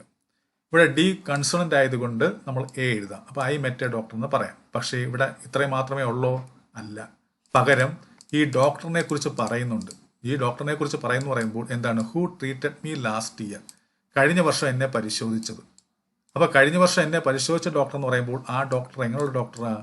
ഒരു ഡെഫിനിറ്റ് ആയിട്ടുള്ള ഡോക്ടറാണ്, ഒരു പർട്ടിക്കുലർ ആയിട്ടുള്ള ഡോക്ടറാണ് അല്ലേ. അപ്പോൾ അങ്ങനെയുള്ളതിൻ്റെ കൂടെ നമ്മൾ എന്ത് ഉപയോഗിക്കാവൂ? ഡെഫിനിറ്റ് ആർട്ടിക്കിളെ ഉപയോഗിക്കാവൂ. ഡെഫിനിറ്റ് ആയ കാര്യത്തിൻ്റെ കൂടെ നമ്മൾ ഡെഫിനിറ്റ് ആർട്ടിക്കിളും ഇൻഡെഫിനിറ്റ് ആയിട്ടുള്ള കാര്യത്തിൻ്റെ മുമ്പിൽ നമ്മൾ ഇൻഡെഫിനിറ്റ് ആർട്ടിക്കിൾസും ആയിരിക്കണം ഉപയോഗിക്കേണ്ടത്. ഇപ്പോൾ ഡോക്ടർ എന്ന് പറയുമ്പോൾ ഇവിടെ ഡെഫിനിറ്റ് ആണ്, കാരണം അദ്ദേഹം നമ്മളെ പരിശോധിച്ച ആളാണ്. അപ്പോൾ ആ ഡോക്ടർ ഇവിടെ സ്പെഷ്യലാണ്, ഡെഫിനിറ്റ് ആണ്, പർട്ടിക്കുലർ ആണ്. സോ അവിടെ നമ്മൾ ദ ആയിരിക്കണം ഉപയോഗിക്കേണ്ടത്. ഇനി അടുത്ത് നോക്കുക, use of primary and modal auxiliaries. നമ്മുടെ അടുത്ത ടോപ്പിക്ക്, 5ാമത്തെ topic, primary and modal auxiliary verbs. നോക്കുക, they dash not finish the work in time. ഇവിടെ എന്തായിരിക്കും? ഡിഡ് ആയിരിക്കുമോ, ഡു ആയിരിക്കുമോ, ഹാവ് ആയിരിക്കുമോ, വിൽ ആയിരിക്കുമോ? നമ്മൾ മനസ്സിലാക്കേണ്ട കാര്യം, ഇൻ ടൈം എന്ന് പറയുമ്പോൾ സമയത്തിനുള്ളിൽ. അവർ സമയത്തിനുള്ളിൽ എന്തായിരിക്കും ഉദ്ദേശിക്കുന്നത്? നോക്കാം, ഇവിടെ വെർബ് വന്നിട്ടുണ്ട്. ഫിനിഷ് എന്ന് പറയുന്ന വെർബ് വന്നിട്ടുണ്ട്. ഈ വെർബ് എങ്ങനെയുള്ള വെർബാ? V1 ഫോമാണ്. അങ്ങനെ ആകുമ്പോൾ നമുക്കിവിടെ ഡിഡ് എഴുതാം, ഡു എഴുതാം, വില്ല് എഴുതാം. ഹാവ് എഴുതാൻ പറ്റില്ല, കാരണം ഹാവ് എഴുതുകയാണെങ്കിൽ ഇവിടെ എന്താ വയ്ക്കണം? ഹാസ് ഓർ ഹാവിൻ്റെ കൂടെ V3 ഫോമേ ചേരത്തുള്ളൂ. അപ്പൊ ഹാവിനെ നമുക്ക് ആദ്യം തന്നെ വെട്ടാം. ഡിഡ് ചേർത്ത് കഴിഞ്ഞുള്ള കുഴപ്പം എന്താ? അത് പാസ്റ്റ് ടെൻസ് ആയി മാറും. They did not finish the work in time എന്നായി മാറും. ഞാൻ നേരത്തെ പറഞ്ഞു, നമുക്ക് ഇങ്ങനൊരു സെന്റൻസ് തരുമ്പോൾ അത് സിമ്പിൾ സെന്റൻസ് തരികയും അവിടെ എന്തില്ല, പ്രത്യേകിച്ചൊരു ടൈം ഇവിടെ തന്നിട്ടില്ല എങ്കിൽ നമ്മൾ ഒരിക്കലും പാസ്റ്റ് ടെൻസിനെ പരിഗണിക്കാൻ പാടില്ല. നമ്മൾ സിമ്പിൾ പ്രസന്റിനെ ആയിരിക്കണം പരിഗണിക്കേണ്ടത്. അങ്ങനെ നമുക്ക് ഡു എഴുതാം. പക്ഷെ ഇവിടെ ഡു എഴുതുമ്പോഴും പ്രശ്നമാണ്, കാരണം ഇവിടെ ഇൻ ടൈം എന്ന് പറയുമ്പോൾ സമയത്തിനുള്ളിൽ എന്നാണ്. അപ്പൊ അങ്ങനെ അത് ഭാവിയെ സൂചിപ്പിക്കുന്നത്. ഇൻ ടൈം എന്ന് കാണുമ്പോൾ നമ്മൾ എപ്പോഴും മനസ്സിലാക്കേണ്ട കാര്യം, നമ്മൾ എക്സ്പെക്ട് ചെയ്യുകയാണ്. ഭാവിയിലേക്ക് എക്സ്പെക്ട് ചെയ്യുന്ന സമയത്താണ് നമ്മൾ ഇൻ ടൈം എന്ന് പറയുന്നത്. അപ്പോൾ തീർച്ചയായിട്ടും ഭാവിയെ സൂചിപ്പിക്കുന്നതാണ്. സോ അങ്ങനെയുള്ള സമയങ്ങളിൽ നമ്മൾ ഇവിടെ എന്താണ് ഉപയോഗിക്കേണ്ടത്? വില്ലായിരിക്കണം ഉപയോഗിക്കേണ്ടത്. They will not finish the work in time. അവർ ഒരിക്കലും സമയത്തിനുള്ളിൽ ആ വർക്ക് ഫിനിഷ് ചെയ്യില്ലെന്നാണ് ഉദ്ദേശിക്കുന്നത്. അങ്ങനെയാകുമ്പോൾ നമ്മളിവിടെ വില്ലാണ് കറക്റ്റ് ആൻസർ. ഇനി അടുത്ത് നോക്കുക, you dash leave the office early today. Today എന്ന് പറയുന്നത്, ടുഡേ എന്ന് പറയുന്നത് പ്രസന്റാണ്. പ്രസന്റിനെ സൂചിപ്പിക്കുന്ന ടുഡേ, അല്ലെങ്കിൽ പ്രസന്റിനെ സൂചിപ്പിക്കുമ്പോൾ നോക്കാം, നമുക്ക് വുഡോ കുഡോ ഷുഡോ ഉപയോഗിക്കാൻ പറ്റില്ല, കാരണം ഇതെല്ലാം പാസ്റ്റാണ്. വില്ലിന്റെ പാസ്റ്റ് വുഡ്, ക്യാനിന്റെ പാസ്റ്റ് കുഡ്, ഷാളിന്റെ പാസ്റ്റ് ഷുഡ്. ഇനി നമ്മുടെ കയ്യിലുള്ളത് മേ ആണ്. അപ്പം മേ എന്ന് പറയുമ്പോൾ എന്തിനെ സൂചിപ്പിക്കുന്ന ആക്ച്വലി മേയ്ക്ക് പല ഉപയോഗങ്ങളുണ്ട്. മേ നമുക്ക് സാധ്യതയെ സൂചിപ്പിക്കാൻ ഉപയോഗിക്കാം, പിന്നെ ഒരു അനുവാദം കൊടുക്കുന്നതിനെ സൂചിപ്പിക്കാം, ഭാവിയെ സൂചിപ്പിക്കാം മേ കൊണ്ട്. ഇവിടെ എന്താ ഉദ്ദേശിക്കുന്നത്, you dash leave the office early today എന്ന് പറയുമ്പോൾ ഇവിടെ അനുവാദമാണ്, പെർമിഷനാണ്. അങ്ങനെ ആകുമ്പോൾ നമുക്ക് മേ ഇവിടെ ധൈര്യമായിട്ട് ഉപയോഗിക്കാം. അപ്പം U may leave the office early today. നമ്മൾ പെട്ടെന്ന് ആൻസറിലേക്ക് വരാൻ കാരണം ടുഡേ കണ്ടു, പക്ഷേ നമ്മുടെ ബാക്കിയുള്ള ഓപ്ഷൻസ് നമുക്ക് വുഡും കുഡും ഷുഡുമാണ്. ഇതൊക്കെ നമ്മൾ പാസ്റ്റിൽ ഉപയോഗിക്കുന്നതാണ്. അങ്ങനെ പെട്ടെന്ന് നമുക്ക് മേയിലേക്ക് എത്താൻ കഴിഞ്ഞു. പക്ഷേ മേ നമ്മൾ മനസ്സിലാക്കേണ്ട കാര്യം, മേ പെർമിഷനെ സൂചിപ്പിക്കാൻ നമുക്ക് ഉപയോഗിക്കാം, സാധ്യതയെ സൂചിപ്പിക്കാൻ നമുക്ക് മേ ഉപയോഗിക്കാം. ഓക്കെ, അപ്പോൾ you may leave the office early today. ഇനി അടുത്തത് നോക്കുക, മൂന്നാമത്തെ ചോദ്യം, I dash completed the assignment by tomorrow evening. എന്നുവെച്ചാൽ ടുമോറോ എന്ന് കണ്ടപ്പോൾ തന്നെ എന്തായി, നാളെ എന്നായി. നാളെ എന്നാവുമ്പോൾ നമ്മൾ ഭാവിയെക്കുറിച്ച് ചിന്തിക്കണം. ഇവിടെ നോക്കുമ്പോൾ ഹാവ് പ്രസന്റ് ആണ്, എന്നാൽ വിൽ ഹാവ്, വിൽ ബി ഇതെല്ലാം ഭാവിയെ സൂചിപ്പിക്കുന്നതാണ്. വില്ല് വന്നതുകൊണ്ട് ഇതെല്ലാം ഭാവിയെ സൂചിപ്പിക്കുന്നതാണ്. ഇനി വിൽ ഹാവ് ആണോ, വില്ലാണോ, വിൽ ബി ആണോ? നമ്മളൊരിക്കലും വിൽ കംപ്ലീറ്റഡ് എന്ന് പറയത്തില്ല. വില്ല് വന്നു കഴിഞ്ഞാൽ പിന്നെ V1 ഫോമേ വരത്തുള്ളൂ. ഇപ്പൊ കംപ്ലീറ്റ് എന്നായിരുന്നെങ്കിൽ നമുക്ക് വേണമെങ്കിൽ വില്ല് പരിഗണിക്കാമായിരുന്നു. സോ ഇവിടെ കംപ്ലീറ്റഡ് എന്നാണ്, അപ്പോൾ അത് വില്ലിനെ നമുക്ക് കളയാം. ഇനി വിൽ ഹാവ് കംപ്ലീറ്റഡ് ആണോ, വിൽ ബി കംപ്ലീറ്റഡ് ആണോ? നമ്മൾ മനസ്സിലാക്കേണ്ട കാര്യം, ഐ വിൽ ബി കംപ്ലീറ്റഡ് എന്നാകുമ്പോൾ ഞാൻ തീർക്കപ്പെടുമെന്നായി പോകും, ഞാൻ പൂർത്തീകരിക്കപ്പെടുമെന്നായി പോകും, അല്ലേ? ഐ സബ്ജക്റ്റ് ആണ്. സബ്ജക്റ്റ് തുടങ്ങുമ്പോൾ അത് ആക്റ്റീവ് വോയിസ് ആണ്. ആക്റ്റീവ് വോയിസിൽ ഒരിക്കലും നമ്മൾ ബി ഫോംസ് പ്ലസ് V3 എഴുതത്തില്ല. ഇത് കംപ്ലീറ്റഡ് ഇവിടുത്തെ V3 ആണ്. വിൽ ബി എന്ന് പറയുമ്പോൾ ബി ഫോംസിൽ പെടുന്നതാണ്. ബിയുടെ ഫ്യൂച്ചർ ഫോമാണ് വിൽ ബി. അതുകൊണ്ട് തന്നെ സബ്ജക്റ്റ് ഐ ആയി നിൽക്കുന്ന സമയത്ത് നമ്മൾ ഒരിക്കലും പാസീവ് ഫോം എഴുതത്തില്ല. അങ്ങനെ ആയിക്കഴിഞ്ഞാൽ അർത്ഥം മാറിപ്പോവും, ഞാൻ തീർക്കപ്പെടുമെന്നായി പോകും. അപ്പോൾ അത് തെറ്റാണ്. എന്നാൽ I will have completed the assignment by tomorrow evening എന്ന് പറയുമ്പോൾ കറക്റ്റ് ആണ്. കാരണം വിൽ ഹാവ് പ്ലസ് V3 അല്ലെങ്കിൽ will or shall have plus V3 എന്ന് പറയുമ്പോൾ ഫ്യൂച്ചർ പെർഫെക്റ്റ് ടെൻസ് ആണ്, അല്ലേ? ഫ്യൂച്ചർ പെർഫെക്റ്റ് ടെൻസ് എന്തിനെ സൂചിപ്പിക്കുന്നു? ഭാവി കാലത്തിലെ ഒരു നിശ്ചിത സമയത്തിനുള്ളിൽ ഒരു കാര്യം ചെയ്തു തീർക്കൂ എന്ന് പറയാനാണ് നമ്മൾ വിൽ ഹാവ് പ്ലസ് V3 ഉപയോഗിക്കുന്നത്, അല്ലെങ്കിൽ ഷാൾ ഹാവ് പ്ലസ് V3 ഉപയോഗിക്കുന്നത്. ഇവിടെ നോക്കുമ്പോൾ നാളെ എന്ന് പറയുമ്പോൾ ടുമോറോ, അല്ലെങ്കിൽ ടുമോറോ ഈവനിങ് എന്ന് പറയുമ്പോൾ നാളെ വൈകുന്നേരമാണ്. ബൈ കൊണ്ട് ഉദ്ദേശിക്കുന്നത് നാളെ വൈകുന്നേരത്തിനോടകം. അപ്പം നാളെ വൈകുന്നേരത്തിനോടകം ഞാനൊരു കാര്യം ചെയ്തു തീർക്കും എന്ന് പറയുമ്പോൾ അത് തീർച്ചയായിട്ടും ഫ്യൂച്ചർ പെർഫെക്റ്റ് ടെൻസ് ആണ്. അപ്പോൾ ഫ്യൂച്ചർ പെർഫെക്റ്റ് ടെൻസിന്റെ സഹായക്രിയയായിട്ട് നമ്മൾ വിൽ ഹാവ് ആണ് ഉപയോഗിക്കേണ്ടത്, വിൽ ഹാവോ അല്ലെങ്കിൽ ഷാൽ ഹാവോ. അപ്പോൾ ഇതാണ് കറക്റ്റ് ആൻസർ. നമ്മുടെ അടുത്ത ടോപ്പിക്ക് നോക്കാം, ക്വസ്റ്റ്യൻ ടാഗ്സ് ആണ്. നോക്കുക, they had a great time. They had a great time എന്ന് പറയുമ്പോൾ ഇവിടെ എന്തായിരിക്കും ആൻസറായി വരിക? ഇങ്ങനൊരു ക്വസ്റ്റ്യൻ വരുമ്പോൾ നമ്മൾ മനസ്സിലാക്കേണ്ടത്, ഹാസ്, ഹാവ്, ഹാഡ് ചേർത്തൊരു ക്വസ്റ്റ്യൻ വരുമ്പോൾ നമുക്ക് ചില സന്ദർഭങ്ങളിൽ ഇതിൻ്റെ കൂടെ ഇൻറ്റ് ചേർത്ത് നമുക്ക് ക്വസ്റ്റ്യൻ ടാഗ് ഉണ്ടാക്കാം. ഉദാഹരണത്തിന് ഇവിടെ ഹാഡ് ആണല്ലോ, നമുക്ക് ഹാഡിൻ്റെ എന്ന് വേണമെങ്കിൽ ചേർക്കാം. ഹാസ് ആയിരുന്നെങ്കിൽ ഹാസിൻ്റെ എന്ന് ചേർക്കാം, ഹാവ് ആയിരുന്നെങ്കിൽ ഹാവിൻ്റെ നമുക്ക് ചേർക്കാം. എന്നാൽ ചില സന്ദർഭങ്ങളിൽ നമ്മൾ എന്ത് ചെയ്യും, ഇതിനെ സ്പ്ലിറ്റ് ചെയ്യും. ഇവിടെ ഹാഡ് എന്ന് പറയുമ്പോൾ അവിടെ എന്തുണ്ട്, ഡിഡ് ഉണ്ട്. ഡിഡ് പ്ലസ് ഹാവ് ആണ് ഹാഡ്. അതുപോലെ ഹാസ് എന്ന് പറയുമ്പോൾ ഡസ് പ്ലസ് ഹാവ് ആണ് ഹാസ്. ഹാവ് എന്ന് പറയുമ്പോൾ ഡു പ്ലസ് ഹാവ് ആണ് ഹാവ്. അപ്പോൾ ഏതൊക്കെ സന്ദർഭങ്ങളിലാണ് നമ്മൾ അങ്ങനെ സ്പ്ലിറ്റ് ചെയ്തും സ്പ്ലിറ്റ് ചെയ്യാതെയും വരുന്നത്? നമുക്കറിയാം, ഹാസ്, ഹാവ്, ഹാഡ് അതിൻ്റെ പ്രാഥമികമായിട്ടുള്ള ഉദ്ദേശം എന്താ? ഉടമസ്ഥതയെ സൂചിപ്പിക്കുക എന്നുള്ളത്. ഇപ്പോൾ തന്നെ I have a car, she has a car, അല്ലെങ്കിൽ ഹി ഹാസ് എ മാൻഷൻ എന്നൊക്കെ പറയുക. അങ്ങനെ പറയുമ്പോൾ തീർച്ചയായിട്ടും ഉടമസ്ഥയെ സൂചിപ്പിക്കുന്നത്. അങ്ങനെ ഉടമസ്ഥയെ സൂചിപ്പിക്കുമ്പോൾ മാത്രം നമ്മൾ എന്ത് ചെയ്താൽ മതി, ഇതിൻ്റെ കൂടെ ഇൻറ്റ് ചേർത്ത് എഴുതിയാൽ മതി. ഉദാഹരണത്തിന് ഐ ഹാവ് എ കാർ, അപ്പോൾ ഹാവിൻ്റെ. ഷീ ഹാസ് എ കാർ, ഹാസിൻ she. They have a car, ഹാവിൻ്റെ എന്ന് പറയാം. എന്നാൽ ഉടമസ്ഥത അല്ലാതെ വേറെ ഏതെങ്കിലും ഉദ്ദേശം വെച്ചുകൊണ്ട് പറയുന്ന സമയത്ത് നമ്മൾ തീർച്ചയായിട്ടും സ്പ്ലിറ്റ് ചെയ്യണം. ഇവിടെ they had a great time എന്ന് പറയുമ്പോൾ ഇവിടെ എന്താ ഉദ്ദേശിക്കുന്നത്? അവർക്ക് ഗ്രേറ്റ് ടൈം ഉണ്ടായിരുന്നു എന്നാണ് ഉദ്ദേശിക്കുന്നത്? അല്ല, പകരം നല്ല സമയം അവർ എൻജോയ് എന്നർത്ഥമില്ല.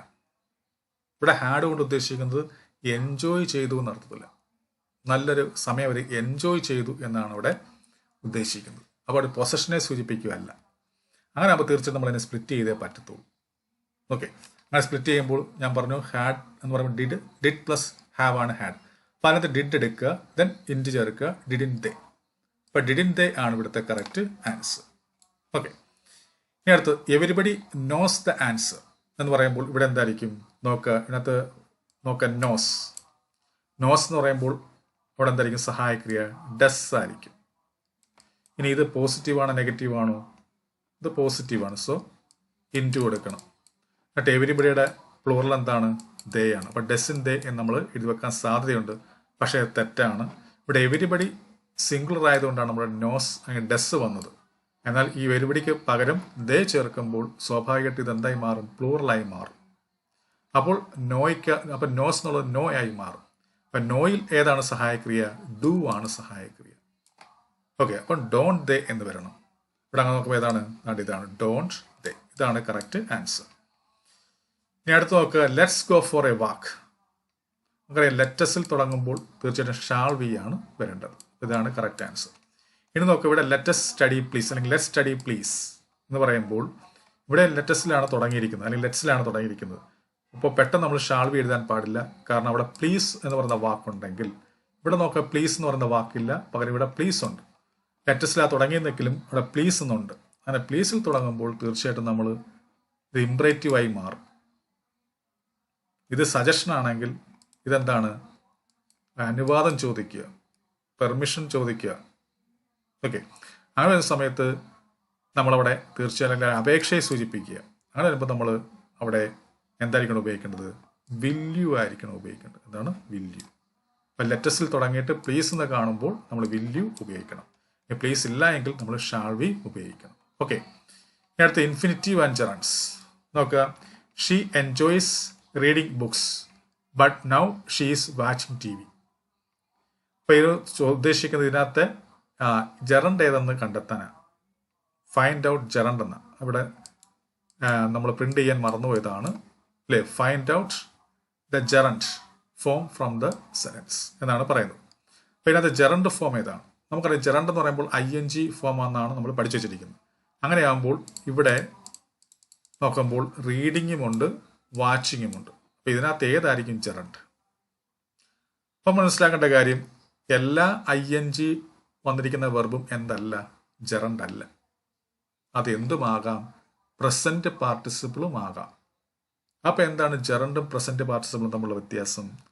ജെറണ്ട് കണ്ടാൽ ING ഫോമാണ്, വെർബാണെന്ന് നമുക്ക് തോന്നും. പക്ഷേ ജെറണ്ട് എപ്പോഴും എന്തിൻ്റെ റോളായിരിക്കും വഹിക്കുക? നൗണിൻ്റെ റോളായിരിക്കും വഹിക്കുക. ഈ പ്രസന്റ് പാർട്ടിസിപ്പിളിൻ്റെ പ്രത്യേകത എന്താ? അത് വെർബ് തന്നെയാണ്, ING ഫോം തന്നെയാണ്. അത് എന്തിൻ്റെ റോള് മാത്രമേ വഹിക്കൂ? വെർബിൻ്റെ റോള് മാത്രമേ വഹിക്കൂ. അപ്പോൾ അതാണ് പ്രസന്റ് പാർട്ടിസിപ്പിൾ. എന്നാൽ നൗണിൻ്റെ റോള് വഹിക്കുന്ന ING ഫോമിനെ നമുക്കെന്ത് വിളിക്കാം? ജെറണ്ട് എന്ന് വിളിക്കാം. ഇവിടെ നോക്കുക, ഷീ എൻജോയ്സ്, അവൾ ആസ്വദിക്കുന്നു. എന്ത്? വായന. വായന എന്ന് പറയുമ്പോൾ നൗൺ ആണല്ലോ. അപ്പോൾ അങ്ങനെ നമ്മൾ റീഡിങ് ഇവിടുത്തെ നൗൺ ഫോം ആയിട്ടാണ് നിൽക്കുന്നത്. ING ഫോം നൗൺ ഫോം ആയി നിൽക്കുന്നു. സോ അതിനെ നമുക്ക് ജെറണ്ട് എന്ന് വിളിക്കാം. എന്നാൽ വാച്ചിങ് TV എന്ന് പറയുമ്പോൾ TV കാണുന്നു എന്നാണ്. കാണുന്നു എന്ന് പറയുമ്പോൾ അതെന്താണ്? ഒരു ക്രിയയാണ്, വെർബാണ്. ING ഫോം ആണെങ്കിലും അത് വെർബ് ഫോം തന്നെയാണ്. സോ അത് പ്രസന്റ് പാർട്ടിസിപ്പിളാണ്. അപ്പോൾ ഇതിനകത്ത് ജെറണ്ട് എന്ന് പറയുന്നത് ഏതായിരിക്കും? റീഡിങ് ആയിരിക്കും. ഇനി അടുത്ത് നോക്കുക, he decided dash the army. അപ്പോൾ എന്തായിരിക്കും? He decided dash the army എന്ന് പറയുമ്പോൾ എന്തായിരിക്കും? He decided to join the army. To join എന്ന് പറയുമ്പോൾ ഇത് ഇൻഫിനിറ്റീവാണ്. എങ്ങനെയുള്ള ഇൻഫിനിറ്റീവാണ്? To infinitive. ഇൻഫിനിറ്റീവ്സ് രണ്ട് തരമുണ്ട്. ഏതൊക്കെയാണ്? ടു ഇൻഫിനിറ്റീവും ബെയർ ഇൻഫിനിറ്റീവും. എന്താ തമ്മിലുള്ള വ്യത്യാസം? ഇതുപോലെ വെർബിന്റെ തൊട്ട് മുമ്പ് ടു വരികയാണെങ്കിൽ അത് ടു ഇൻഫിനിറ്റീവും, ടു ഇല്ല എങ്കിൽ അത് ബെയർ ഇൻഫിനിറ്റീവുമായി മാറും. ഇവിടെ നമുക്ക് മനസ്സിലാക്കേണ്ട കാര്യം ഇവിടെ ടു ജോയിൻ ആണ് കറക്റ്റ് ആൻസർ. ഇനി I remember dash cricket during my childhood days. അപ്പോൾ ഇവിടെ കഴിഞ്ഞ കാലത്തിലെ ഒരു കാര്യം ഓർക്കുക. അപ്പോൾ കഴിഞ്ഞ കാലത്തിലെ ഒരു കാര്യം ഓർക്കുന്നു എന്ന് പറയുന്ന സമയത്ത് അവിടെ നമ്മൾ തീർച്ചയായിട്ടും ജെറണ്ട് ഫോം ആയിരിക്കണം എഴുതേണ്ടത്. കഴിഞ്ഞ കാലത്ത് നമ്മളൊരു കാര്യം ചെയ്തു, അത് നമ്മൾ ഓർക്കുക എന്ന് പറയുന്ന സമയത്ത് നമ്മളെപ്പോഴും ജെറണ്ട് ആയിരിക്കണം ഉപയോഗിക്കേണ്ടത്. അതായത് ഞാൻ ഓർക്കുന്നു. എന്താണ് ഓർക്കുന്നത്? എൻ്റെ ചൈൽഡ്ഹുഡ് ഡേയ്സിൽ ഞാൻ ക്രിക്കറ്റ് കളിക്കുന്നത് ഞാൻ ഓർക്കുന്നു. ഓക്കെ, അപ്പോൾ അങ്ങനെ ഇവിടെ പ്ലേയിങ് ആണ് വരുന്നത്. I remember playing cricket during my childhood days. ഇനി അടുത്ത ടെൻസസുമായി ബന്ധപ്പെട്ട ചോദ്യം നോക്കുക. He dash T V when I arrived. ഇവിടെ വാച്ചിൻ്റെ കറക്റ്റ് ഫോമാണ് എഴുതേണ്ടത്. അപ്പോൾ എന്താ ഉദ്ദേശം? വെൻ ഐ അറൈവ്ഡ്, ഞാൻ എത്തിയപ്പോൾ അവൻ എന്ത് ചെയ്തുകൊണ്ടിരിക്കുകയായിരുന്നു? T V കണ്ടുകൊണ്ടിരിക്കുകയായിരുന്നു. അപ്പം അറൈവ്ഡ് എന്ന് പറയുമ്പോൾ പാസ്റ്റാണ്. ഇവിടെയും പാസ്റ്റ് ആയിരിക്കണം വരേണ്ടത്. ഇത് സിമ്പിൾ പാസ്റ്റ് ആണ്. അപ്പോൾ വെന്നിന് ശേഷം സിമ്പിൾ പാസ്റ്റ് വന്നിട്ട് ഈ തരത്തിൽ വരുന്ന സമയം പറയുകയാണെങ്കിൽ നമ്മൾ എന്തായിരിക്കണം അവിടെ ഉപയോഗിക്കേണ്ടത്? പാസ്റ്റ് കണ്ടിന്യൂസ് ഫോമാണ് ഉപയോഗിക്കേണ്ടത്. എന്നാൽ ഇവ തമ്മിൽ കാലതാമസം ഉണ്ട്. ഇപ്പോൾ ഈ പറയുന്ന സെൻറ്റൻസിൽ ബിഫോർ എന്നോ അല്ലേ അങ്ങനെ എന്തോലും ഒക്കെ ഉണ്ടെങ്കിൽ നമ്മൾ എന്തായിരിക്കണം ഉപയോഗിക്കേണ്ടത്? പാസ്റ്റ് പെർഫെക്റ്റ് ആയിരിക്കണം ഉപയോഗിക്കേണ്ടത്. എന്നാൽ ഇവിടെ അങ്ങനെ ഇല്ല. ഞാൻ അവിടെ ചെന്നപ്പോൾ അവൻ എന്താണ് ചെയ്തുകൊണ്ടിരുന്നത്? അവൻ എന്ത് ചെയ്യുകയായിരുന്നു? ടി വി കണ്ടുകൊണ്ടിരിക്കുകയായിരുന്നു. സോ അത് പാസ്റ്റ് കണ്ടിന്യൂസ്. അപ്പോൾ വാസ് വാച്ചിങ് ആണ് വരേണ്ടത്. ഇനി അടുത്തത്, by the time you get home I dash dinner. അപ്പോൾ നോക്കുക, by the time you get home എന്ന് പറയുമ്പോൾ നീ വീട്ടിൽ ചെല്ലുന്നതിന് മുമ്പ് തന്നെ. സോ വീട്ടിൽ ചെല്ലുക എന്ന് പറയുന്നത് ഭാവി കാര്യമാണ്. ആ സമയത്തിനുള്ളിൽ തന്നെ ഒരു കാര്യം നമ്മൾ ചെയ്ത് തീർക്കും എന്ന് പറയുമ്പോൾ ഞാൻ ഓൾറെഡി പറഞ്ഞു അതെന്തായിരിക്കും? ഫ്യൂച്ചർ പെർഫെക്റ്റ് ടെൻസ് ആയിരിക്കും. ഫ്യൂച്ചർ പെർഫെക്റ്റ് ടെൻസ് എന്ന് പറയുമ്പോൾ എന്തായിരിക്കും? Will have or shall have plus V3. ഇപ്പൊ കുക്കിന്റെ ഫ്യൂച്ചർ പെർഫെക്റ്റ് എങ്ങനെ ആവും? വിൽ ഹാവ് കുക്ക്ഡ് എന്ന് വരും. നമുക്ക് വിൽ ഹാവ് കുക്ക്ഡ്, ഇതാണ് കറക്റ്റ് ആൻസർ. ഫ്യൂച്ചർ പെർഫെക്റ്റ് ആണ് ഇവിടെ വരേണ്ടത്. ഇനി അടുത്ത, I dash him since last week. നോക്കുക, last week, since last week എന്നാണ് പറയുന്നത്. അപ്പം സിൻസ് വരുന്നു, അതിനുശേഷം പാസ്റ്റ് ടെൻസിലെ ഒരു നിശ്ചിത സമയം വരുന്നു. അങ്ങനെയുള്ള സന്ദർഭങ്ങളിൽ നമുക്ക് ഒന്നുകിൽ അവിടെ പ്രസന്റ് പെർഫെക്റ്റ് കണ്ടീഷൻസ് ഉപയോഗിക്കാം, അല്ലെങ്കിൽ പ്രസന്റ് പെർഫെക്റ്റ് ടെൻസ് ഉപയോഗിക്കാം. ഇവിടെ നോക്കുക, ഇവിടെ മനസ്സിലാക്കേണ്ട കാര്യം ഇവിടെ എന്തായിരിക്കണം? പ്രസന്റ് പെർഫെക്റ്റ് ടെൻസ് ആണ് വരേണ്ടത്. കാരണം സി എന്ന് പറയുന്ന വെർബ് വന്നതുകൊണ്ട് നമ്മൾ അതിൻ്റെ കണ്ടിന്യൂസ് ഫോം ഉപയോഗിക്കാതെ നമ്മൾ എന്തായിരിക്കും ഉപയോഗിക്കുന്നത്? പ്രസന്റ് പെർഫെക്റ്റ് ടെൻസ് രൂപമായിരിക്കണം നമ്മൾ ഉപയോഗിക്കേണ്ടത്. സോ പ്രസന്റ് പെർഫെക്റ്റ് ടെൻസ് എന്ന് പറയുമ്പോൾ ഏതായിരിക്കും? Has or have plus V3. അപ്പോൾ I haven't seen, have plus V3. അപ്പോൾ I haven't seen him since last week. കഴിഞ്ഞ ആഴ്ചയ്ക്ക് ശേഷം പിന്നെ ഞാൻ അവനെ കണ്ടിട്ടില്ലെന്നാണ് ഉദ്ദേശിക്കുന്നത്. അപ്പോൾ ഇങ്ങനെയാണ് വരേണ്ടത്. ഓക്കെ, അപ്പോൾ മനസ്സിലാക്കേണ്ട കാര്യം സിൻസ് വരുന്നു, അതിനുശേഷം കഴിഞ്ഞ കാലത്തിലൊരു നിശ്ചിത സമയം വരുന്നു. അങ്ങനെയാണെങ്കിൽ അതിൻ്റെ അവിടെ വരേണ്ട ടെൻസ് ഫോം ഒന്നുകിൽ പ്രസന്റ് പെർഫെക്റ്റ് കണ്ടിന്യൂസ് ആയിരിക്കണം, അല്ലെങ്കിൽ പാസ്റ്റ് പെർഫെക്റ്റ് കണ്ടിന്യൂഷൻസ് ആയിരിക്കും. പ്രസന്റ് പെർഫെക്റ്റ് ടെൻസ് ആയിരിക്കണം. ഒന്നുകിൽ പ്രസന്റ് പെർഫെക്റ്റ് കണ്ടിന്യൂഷൻസ് അല്ലെങ്കിൽ പ്രസന്റ് പെർഫെക്റ്റ്. തുടർച്ചയെ സൂചിപ്പിക്കുന്ന ഒരു എന്തെങ്കിലും ആണെങ്കിൽ നമുക്ക് പ്രസന്റ് പെർഫെക്റ്റ് കണ്ടിന്യൂഷൻസ് ഉപയോഗിക്കാം. അങ്ങനെയല്ല തുടർച്ചയെ സൂചിപ്പിക്കാത്തുള്ളതാണെങ്കിൽ നമുക്ക് പ്രസന്റ് പെർഫെക്റ്റ് ടെൻസ് ഉപയോഗിക്കാം. ഇവിടെ അങ്ങനെ തുടർച്ചയൊന്നും സൂചിപ്പിക്കുന്നില്ല. സോ ഇവിടെ ഹാവിൻ സീൻ എന്നാണ് കറക്റ്റ് ആൻസർ. ഇനി അടുത്ത ടെൻസസ് ഇൻ കണ്ടീഷണൽ സെന്റൻസ്, അതായത് നമ്മൾ ഇഫ് ക്ലോസുമായി ബന്ധപ്പെട്ട ചോദ്യമാണ്. നോക്കുക, if I dash the answer I would tell you. നോക്കുക, I would tell you, would plus V1 വന്ന സ്ഥിതിക്ക് നമ്മളിവിടെ എന്ത് എഴുതാവും? Simple past എഴുതാവും. ഇതിന്റെ സിമ്പിൾ പാസ്റ്റ് ഏതാണ്? ന്യൂ ആണ്. നമുക്കറിയാം ഇഫ് ക്ലോസ് 4 തരമുണ്ട്. ഏതൊക്കെ? ഒന്ന് സീറോ കണ്ടീഷൻ, ഒന്ന് ഈ പറയുന്ന if clause in simple tense, simple past tense, if clause in simple present, if clause in past perfect tense. ഇതെന്ന് പറഞ്ഞാൽ ഇഫ് ക്ലാസ് ഇൻ എന്താണ്? സിമ്പിൾ പാസ്റ്റ് ആണ്. If clause in simple past ആണ്. If clause in simple past. So നമ്മൾ knew ആയിരിക്കണം എഴുതേണ്ടത്. പിന്നെ would tell എന്നാണ് വരേണ്ടത്. അങ്ങനെ ആകുമ്പോൾ ന്യൂ ആണ് ഇവിടുത്തെ കറക്റ്റ് ആൻസർ. മത്സര പരീക്ഷകളിൽ ഇംഗ്ലീഷ് ആണോ നിങ്ങളെ കുഴപ്പിക്കുന്നത്? എന്നാൽ ഇനി ആ ടെൻഷൻ വേണ്ട. ഇപ്പോൾ തന്നെ രഞ്ജിത്ത് ഇംഗ്ലീഷ് എന്ന ലേണിംഗ് ആപ്പ് ഡൗൺലോഡ് ചെയ്യൂ. Kerala PSC, SSC, UPSC, bank തുടങ്ങിയ എല്ലാ പരീക്ഷകൾക്കുമായിട്ടുള്ള ഇംഗ്ലീഷ് ക്ലാസുകൾ ഇനി അനായാസം പഠിക്കാം. എക്സ്പീരിയൻസ്ഡ് ഫാക്കൽറ്റിയുടെ ലൈവ് ആൻഡ് റെക്കോർഡഡ് ക്ലാസുകൾ ലഭ്യമാണ്. കൂടുതൽ വിവരങ്ങൾക്കായി 8848697278 എന്ന നമ്പറിലേക്ക് വാട്സ്ആപ്പ് ചെയ്യൂ. Ranjith English makes you smart in English. നമ്മൾ നോക്കുക, did you do that you dash. ഇതെന്ന് പറയുന്നത് ഇഫ് ക്ലോസിന്റെ അതേ രീതിയിൽ തന്നെയാണ് അർത്ഥം. നമ്മൾ മനസ്സിലാക്കേണ്ട കാര്യം ഈ ഡിഡ് സഹായക്രിയയാണല്ലോ. സഹായക്രിയയിൽ തുടങ്ങുന്ന സെന്റൻസുകൾ അത് തീർച്ചയായിട്ടും അല്ലെങ്കിൽ പൊതുവേ എന്തായിരിക്കും? ഇൻട്രോഗേറ്റീവ് സെന്റൻസ് ആയിരിക്കും. നമുക്കറിയാം ഓക്സിലറി ബിഗിനിങ് ഇൻട്രോഗേറ്റീവ് സെന്റൻസ്, സഹായക്രിയയിൽ തുടങ്ങുന്ന ചോദ്യവാക്യം. അപ്പം അങ്ങനെ വരികയും ഏറ്റവും അവസാനം എന്തുണ്ടാവും? ഒരു ക്വസ്റ്റ്യൻ മാർക്ക് ഉണ്ടാവും, അല്ലേ? ചോദ്യവാക്യത്തിന്റെ അവസാനം എന്തുണ്ടാവും? ക്വസ്റ്റ്യൻ മാർക്ക് ഉണ്ടാവും. അങ്ങനെ ക്വസ്റ്റ്യൻ മാർക്ക് ഇല്ലാതെ ഇത്തരത്തിൽ സഹായക്രിയയിൽ തുടങ്ങുകയും ഒപ്പം തന്നെ അവിടുത്തെ സെന്റൻസ് സ്ട്രക്ചർ ഇൻട്രോഗേറ്റീവ് സെന്റൻസിന്റെ ആണെങ്കിൽ നമ്മൾ മനസ്സിലാക്കുക അതെന്തിന് തുല്യമാണ്? ഇഫ് ക്ലോസിന് തുല്യമാണ്. അപ്പോൾ ഇത് ഇഫ് ക്ലോസിലായിരുന്ന ആണെങ്കിൽ ഇത് എങ്ങനെയാണ് എഴുതേണ്ടത്? If you did that, did plus two എന്തായി മാറും? ഡിഡ് ആവും അല്ലേ? അങ്ങനെ ആണല്ലോ. അപ്പോൾ ഉദാഹരണത്തിന് ഡു പ്ലസ് ഡു എന്ത് തന്നെയാണ്? ഡു തന്നെയാണ്. ഡസ് പ്ലസ് ഡു എന്താവും? ഡസ് ആവും. ഡിഡ് പ്ലസ് ഡു എന്താവും? ഡിഡ് ആവും. ഓക്കെ, ഇപ്പം ഡിഡ് പ്ലസ് ഡു, അപ്പം അത് നമ്മൾ സ്പ്ലിറ്റ് ചെയ്തപ്പോഴാണ് ഡിഡും ഡു ആയിട്ട് മാറിയിരിക്കുന്നത്. അപ്പം if you did that comma എന്നാണ് ഇവിടെ ഉദ്ദേശിക്കുന്നത്. അപ്പം ഡിഡ് വരുമ്പോൾ നമുക്കറിയാം ഏത് ടെൻസ് ആണ്? സിമ്പിൾ പാസ്റ്റ് ആണ്. ഓക്കെ, സിമ്പിൾ പാസ്റ്റ് ആണ് ആണല്ലോ. അപ്പോൾ സിമ്പിൾ പാസ്റ്റ് ആണ് ഇഫ് ക്ലോസ്. അങ്ങനെ ആകുമ്പോൾ ഇവിടെ വരേണ്ടത് എങ്ങനെ ആയിരിക്കണം? Would or should or could or might അല്ലേ, പ്ലസ് V1 എന്ന രീതിയിലോ, അല്ലെങ്കിൽ അത് ആക്റ്റീവ് ഫോമാ, അല്ലെങ്കിൽ would be, could be, should be, might be plus V3 എന്ന രീതിയിലോ വരണം. കാരണം നമ്മുടെ മെയിൻ ക്ലോസിന് ആക്റ്റീവ് ഫോമും ഉണ്ട്, പാസീവ് ഫോമും ഉണ്ട്. മനസ്സിലാക്കുക.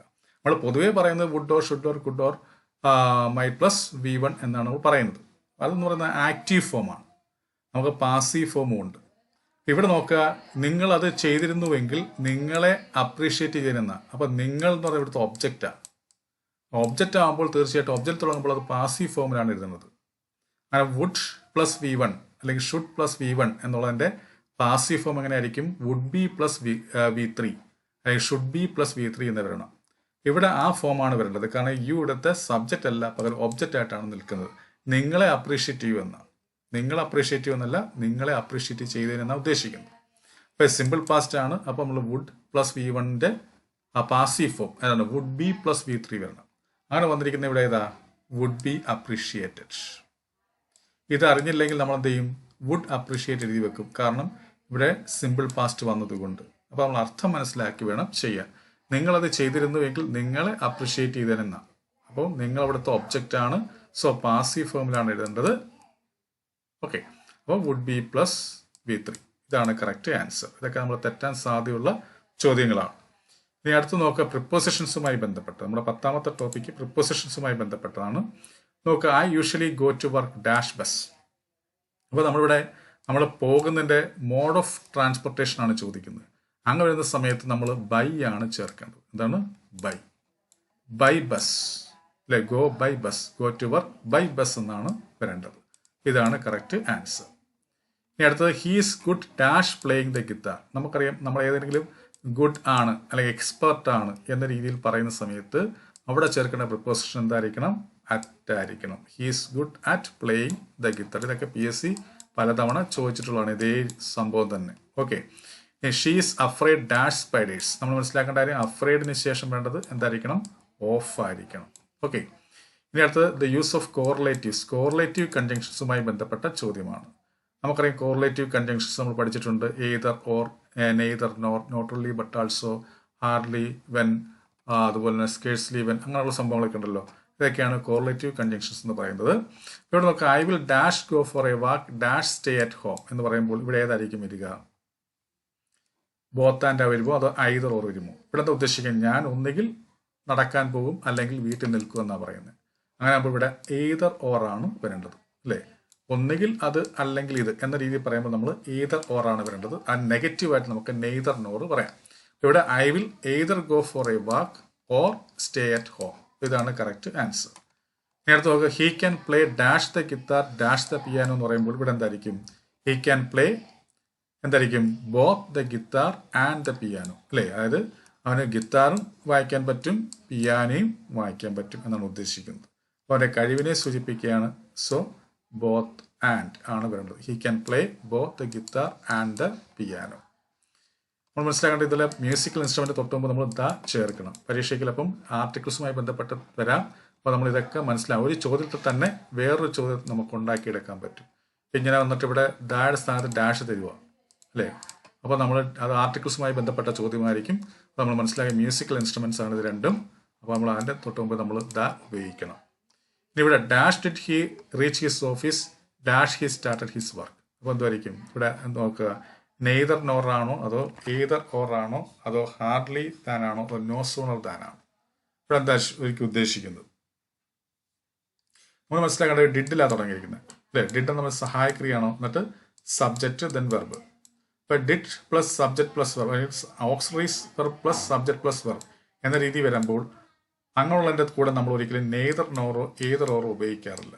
നെയ്തർ ഉപയോഗിച്ച് കഴിഞ്ഞാൽ പിന്നെ നമ്മൾ നെയ്തർ നോർ ആണെങ്കിൽ അല്ലേ, അല്ലാതെ നെഗറ്റീവ് വേർഡ് ഫസ്റ്റ് ഒരു സെൻറ്റൻസിൻ്റെ തുടക്കത്തിൽ നെഗറ്റീവ് വേർഡ് മാത്രം, ആ നെഗറ്റീവ് വേർഡ് മാത്രമേ ഉള്ളൂ എന്ന രീതിയിൽ പറയുന്ന സമയത്ത് നമ്മൾ ഇതുപോലെ ഇൻട്രോഗേറ്റീവ് സ്റ്റൈലിൽ എഴുതും. പക്ഷെ നെയ്തർ നോർ അല്ലെങ്കിൽ ഏതർ ഓർ വരുന്ന സമയത്തൊന്നും നമ്മൾ ഒരിക്കലും ഇത്തരത്തിൽ ഇൻട്രോഗേറ്റീവ് സ്റ്റൈലിൽ എഴുതത്തില്ല. ഓക്കെ, അതുകൊണ്ട് നമ്മുടെ നമുക്ക് ഇത് രണ്ടിനെയും പരിഗണിക്കാൻ പറ്റില്ല. പിന്നെ നമുക്ക് പറ്റുന്ന ഏതൊക്കെയാണ്? ഹാർഡ്ലിയും നോ സൂണറുമാണ്. ഇത് രണ്ടിൻ്റെയും എഴുതുമ്പോൾ നമ്മൾ ഇത്തരത്തിൽ ഇൻട്രോഗേറ്റീവ് സ്റ്റൈലിൽ ചോദ്യ ശൈലിയിൽ നമ്മൾ എഴുതും. ഓക്കെ, ഇനി മനസ്സിലാക്കേണ്ടത് ഹാർഡ്ലി ദാനാണോ നോ സൂണർ ദാനാണോ? നമ്മൾ മനസ്സിലാക്കേണ്ടത് ഹാർഡ്ലിയുടെ കൂടെ വരേണ്ടത് എന്താണ്? വെൻ ആണ് വരേണ്ടത്. ഹാർഡ്ലി വെൻ എന്നേ നമ്മൾ പറയത്തുള്ളൂ, ഹാർഡ്ലി ദാൻ എന്ന് പറയത്തില്ല. അപ്പോൾ പിന്നെ നമ്മുടെ കയ്യിൽ എന്തേ ഉള്ളൂ? നോ സൂണർ ദാനാണ്. അപ്പം no sooner did he reach his office than he started his work എന്ന് വെച്ചാൽ എന്തുവാ? അദ്ദേഹം ഓഫീസിൽ എത്തിച്ചേർന്നില്ല, അപ്പോൾ തന്നെ അദ്ദേഹം ജോലി സ്റ്റാർട്ട് ചെയ്തു എന്നാണ് ഉദ്ദേശിക്കുന്നത്. ഇവിടെ നോ സൂണർ ദാനാണ് കറക്റ്റ് ആൻസർ. ഇനി അടുത്തത് ഡയറക്റ്റ് ആൻഡ് ഇൻഡയറക്റ്റ് സ്പീച്ച്. നമ്മുടെ ഏറ്റവും പ്രധാനപ്പെട്ട ടോപ്പിക്കാണ്, മിക്കപ്പോഴും പരീക്ഷയിൽ ചോദിക്കുന്നതാണിത്. എന്താണ് ഈ പറയുന്ന ഡയറക്റ്റ് ആൻഡ് ഇൻഡയറക്റ്റ് സ്പീച്ച് അല്ലേ? അപ്പോൾ നമുക്ക് please pass me the salt she said to him. അപ്പോൾ എന്തായിരിക്കും? പ്ലീസ് വരുമ്പോൾ നമുക്കറിയാം റിക്വസ്റ്റഡ് ആണ്. അപ്പോൾ ഷീ റിക്വസ്റ്റഡ് ഹിം അല്ലേ? ഷീ റിക്വസ്റ്റഡ് ഹിം എഴുതിയിട്ട് നമ്മൾ ഇംപറേറ്റീവ് സെൻറ്റൻസ് ആണ്. ഇംപറേറ്റീവ് സെൻറ്റൻസ് ആകുമ്പോൾ നമ്മൾ എന്താ ചെയ്യേണ്ടത്? ഇങ്ങനെ ഇത്തരത്തിൽ റിക്വസ്റ്റഡ് എന്ന് കഴിഞ്ഞിട്ടോ അല്ലെങ്കിൽ അഡ്വൈസ്ഡ് എന്ന് കഴിഞ്ഞതിന് ശേഷം അവിടുത്തെ സെൻസ് മനസ്സിലാക്കിയതിന് ശേഷം അത് ആപ്റ്റ് ആയിട്ടുള്ള വാക്ക് എഴുതിയതിന് ശേഷം നമ്മൾ എന്ത് ചെയ്യണം? നോക്കുക, നമുക്ക് തന്നിരിക്കുന്നത് പോസിറ്റീവാണോ നെഗറ്റീവ് ആണോ നോക്കുക സെൻറ്റൻസ്. പോസിറ്റീവ് സെൻറ്റൻസ് ആണെങ്കിൽ ടു എഴുതണം, നെഗറ്റീവ് സെൻറ്റൻസ് ആണെങ്കിലോ നോട്ട് ടു എഴുതണം. ഇവിടെ പോസിറ്റീവ് ആണ്, സോ ടു എന്ന് എഴുതുക. അതിനുശേഷം ഇവിടെ തൊട്ട് അങ്ങോട്ട് എഴുതുക. പാസ് മീക്ക് പകരം നമ്മൾ എന്ത് എഴുതണം? ഹർ ആക്കണം അല്ലേ? അവളല്ലേ പറഞ്ഞു. അപ്പോൾ പാസ് ഹർ ദ സാൾട്ട് എന്ന് എഴുതണം. അപ്പം to pass her the salt അല്ലേ? She requested him to pass her the salt. അപ്പം അങ്ങനെ വന്നിരിക്കുന്ന ഏതാ നോക്കുക? She requested him to pass her the salt. നമ്മൾ പെട്ടെന്ന് ചിലപ്പോൾ ഇത് എഴുതി വെക്കാൻ സാധ്യതയുണ്ട്. ഇവിടെ എഴുതുമ്പോൾ കുഴപ്പം എന്താ? ഈ പാസിന് ശേഷമുള്ള മീയെ എന്ത് ചെയ്തിട്ടില്ല? ഇവിടെ റിപ്പോർട്ട് ചെയ്ത് എഴുതിയിട്ടില്ല. അപ്പോൾ അതുകൊണ്ട് ഇത് ശരിയാവത്തില്ല. അപ്പം മീയെ നമ്മൾ റിപ്പോർട്ട് ചെയ്തേ പറ്റത്തുള്ളൂ. മീ എന്ന് പറഞ്ഞാൽ ഷീ ആണ്, അപ്പോൾ ഹെറായി മാറും. അപ്പോൾ she requested him to pass her the salt എന്നാണ് കറക്റ്റ് ആൻസർ. ഇനി she ask do you know the way to station. നമ്മൾ മനസ്സിലാക്കേണ്ടത് ഇത് ഇൻട്രോഗേറ്റീവ് സെൻറ്റൻസ് ആണ്. അത് ആദ്യം മനസ്സിലാക്കുക. എന്നിട്ട് പിന്നെ നമ്മൾ നോക്കേണ്ടത് ഇവിടെ നോക്കുക ആസ്ക് എന്നാണ് അല്ലേ? ആസ്ക് എന്ന് പറഞ്ഞാൽ സിമ്പിൾ പ്രസന്റ് ആണ്. അപ്പോൾ സിമ്പിൾ പ്രസന്റ് ആകുമ്പോൾ ഒരിക്കലും ഇതിൻ്റെ ടെൻസ് ഫോം മാറ്റേണ്ട കാര്യമില്ല. ഇനി നമുക്ക് റിപ്പോർട്ട് ചെയ്യാം. എങ്ങനെയാണ് റിപ്പോർട്ട് ചെയ്യേണ്ടത്? ഷീ ആസ്ക് തന്നെ എഴുതുക. എന്നിട്ട് നമ്മൾ നോക്കുമ്പോൾ ഈ ഇൻട്രോഗേറ്റീവ് സെൻറ്റൻസിൻ്റെ പ്രത്യേകത എന്താ? ഇത് എന്തിൽ തുടങ്ങുന്നതാണ്? ഇത് സഹായക്രിയയിൽ തുടങ്ങുന്നതാണ്. അപ്പോൾ സഹായക്രിയയിൽ തുടങ്ങുന്ന സമയത്ത് നമ്മൾ ഇത്തരത്തിൽ ആസ്ക് എന്നോ അല്ലെങ്കിൽ ആസ്ക് എന്നോ എഴുതിയതിന് ശേഷം നമ്മൾ ഇഫ് എന്നോ വെദർ എന്നോ എഴുതണം. ഇവിടെ നോക്കാം, ഇവിടെ എല്ലാം ഇഫ് ഉണ്ട്. Okay, if. അപ്പോൾ ഇഫാണ് ഇവിടെ ഉദ്ദേശിക്കുന്നത്.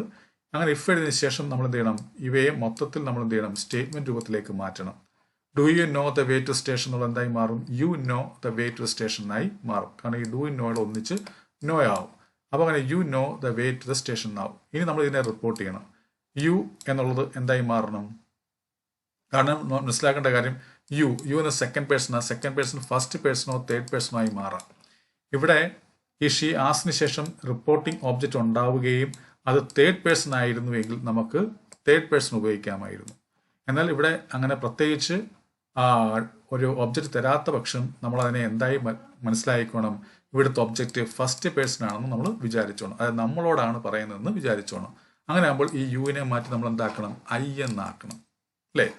അപ്പോൾ യുവിനെ മാറ്റി നമ്മൾ ഐ എന്നാക്കുന്നു. പിന്നെ നോയുടെ ടെൻസ് മാറുമോ? ഇല്ല. കാരണം ഇവിടെ ആസ്ക്സ് ആയതുകൊണ്ട് ടെൻസ് മാറത്തില്ല. ഇവിടെ പ്രസന്റ് ടെൻസ് ആണെങ്കിൽ ഇവിടെയും ടെൻസ് മാറത്തില്ല.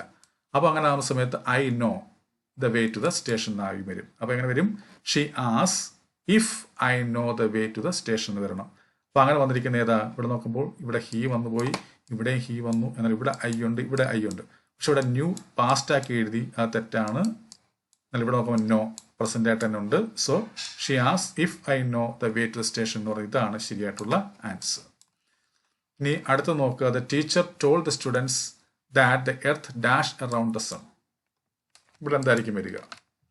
നമ്മൾ മനസ്സിലാക്കേണ്ട കാര്യം the earth dash around the sun എന്ന് പറയുമ്പോൾ ഭൂമിയുമായി ബന്ധപ്പെട്ട കാര്യമാണ്. ഭൂമി എന്ന് പറയുമ്പോൾ പ്രപഞ്ച സത്യമാണ്. പ്രപഞ്ച സത്യങ്ങൾ എപ്പോഴും നമ്മൾ ഏത് ടെൻസിലേ പറയാവൂ? സിമ്പിൾ പ്രസന്റിലേ പറയാവൂ. ഇവിടെ ഇങ്ങനെ പാസ്റ്റ് ടെൻസ് വന്നാലും നമ്മൾ ഇവിടെ സിമ്പിൾ പ്രസന്റിലെ പറയാവും. ഓക്കെ, അപ്പോൾ നമുക്ക് ഇതിനകത്ത് സിമ്പിൾ പ്രസന്റിൽ വന്നിരിക്കുന്നതെന്ന് നോക്കുക. ഹാഡ് റിവോൾഡ് എന്ന് പറയുമ്പോൾ എന്താണ്? പാസ്റ്റ് പെർഫെക്റ്റ് ആണ്. റിവോൾഡ് എന്ന് പറയുമ്പോൾ എന്താണ്? സിമ്പിൾ പാസ്റ്റ് ആണ്. ഇത് രണ്ടും വരത്തില്ല. സോ ഇതിനകത്ത് നൺ ആണ് കറക്റ്റ് ആൻസർ ആയിട്ട് ഇവിടെ വരിക. യഥാർത്ഥത്തിൽ ഇവിടെ എന്തായിരുന്നു വരേണ്ടത്? റിവോൾസ് എന്നാണ് വരേണ്ടത്. എന്താണ്? റിവോൾസ് അറൗണ്ട് ദ സൺ എന്നുള്ളതാണ് കറക്റ്റ് വരിക. ഓക്കെ, അപ്പോൾ ഇവിടുത്തെ കറക്റ്റ് ആൻസർ നൺ ആണ്. ഇനി അടുത്ത ആക്റ്റീവ് ആൻഡ് പാസീവ് വോയിസ്. നമ്മുടെ 13ാമത്തെ ടോപ്പിക്, ഗ്രാമറിലെ 13ാമത്തെ ടോപ്പിക്ക് നമുക്ക് നോക്കാം. അതാണ് she will finish the work soon.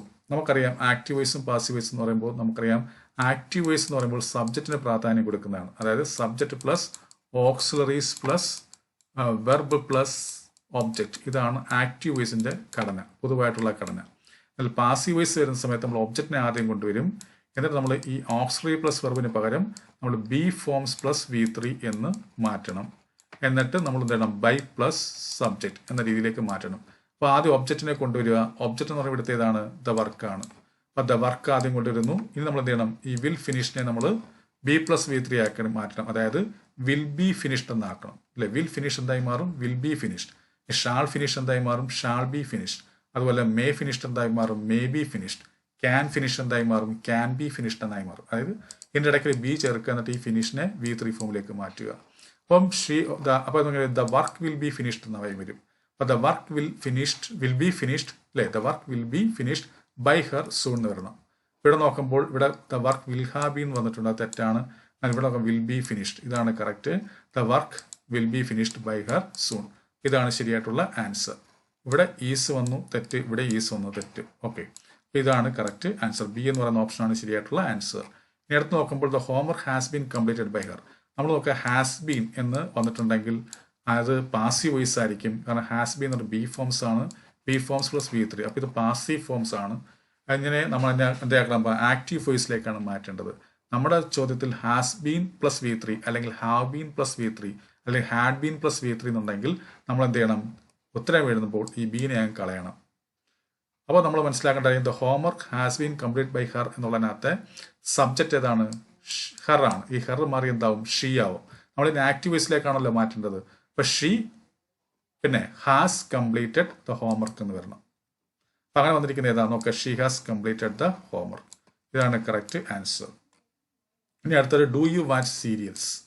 അപ്പോൾ ഇത് നോക്കുമ്പോൾ ഇതെന്താണ്? ഒരു ചോദ്യമാണ് ആണല്ലോ, ചോദ്യ രൂപത്തിലാണ് തന്നിരിക്കുന്നത്, സഹായക്രിയയിൽ തുടങ്ങിയിരിക്കുകയാണ്. സോ നമ്മൾ ആക്റ്റീവ് വോയിസിനെ വോയിസ് ചേഞ്ച് ചെയ്യുമ്പോഴും നമ്മൾ ആ തുടക്കത്തിൽ തന്നെ ഏത് വോയിസ് ആണോ ആ വോയിസിന്റെ സഹായക്രിയ എഴുതണം. ഇവിടെ ഡു എന്ന് പറയുമ്പോൾ നമുക്കറിയാം ഇത് എന്താണ്? സിമ്പിൾ പ്രസന്റ് ആണ്. ഏത് വോയിസിലെ സിമ്പിൾ പ്രസന്റ് ആണ്? ആക്റ്റീവ് വോയിസിലെ സിമ്പിൾ പ്രസന്റ് ആണ്. സോ നമ്മൾ പാസീവ് വോയിസിലെ സിമ്പിൾ പ്രസന്റിലേക്ക് മാറ്റുമ്പോൾ ബിയുടെ സിമ്പിൾ പ്രസന്റ് ഫോം ആണ് വരേണ്ടത്. ബിയുടെ സിമ്പിൾ പ്രസന്റ് ഫോം എന്ന് പറയുമ്പോൾ ഈസ് ആം ആർ ആണ്. അപ്പോൾ ഈസോ ആമോ ആറോ ഇവിടെ എഴുതണം. ഇപ്പോൾ അത് എന്തിനെ ആശ്രയിച്ചാ? നമ്മുടെ ഒബ്ജക്റ്റിനെ ആശ്രയിച്ചാ.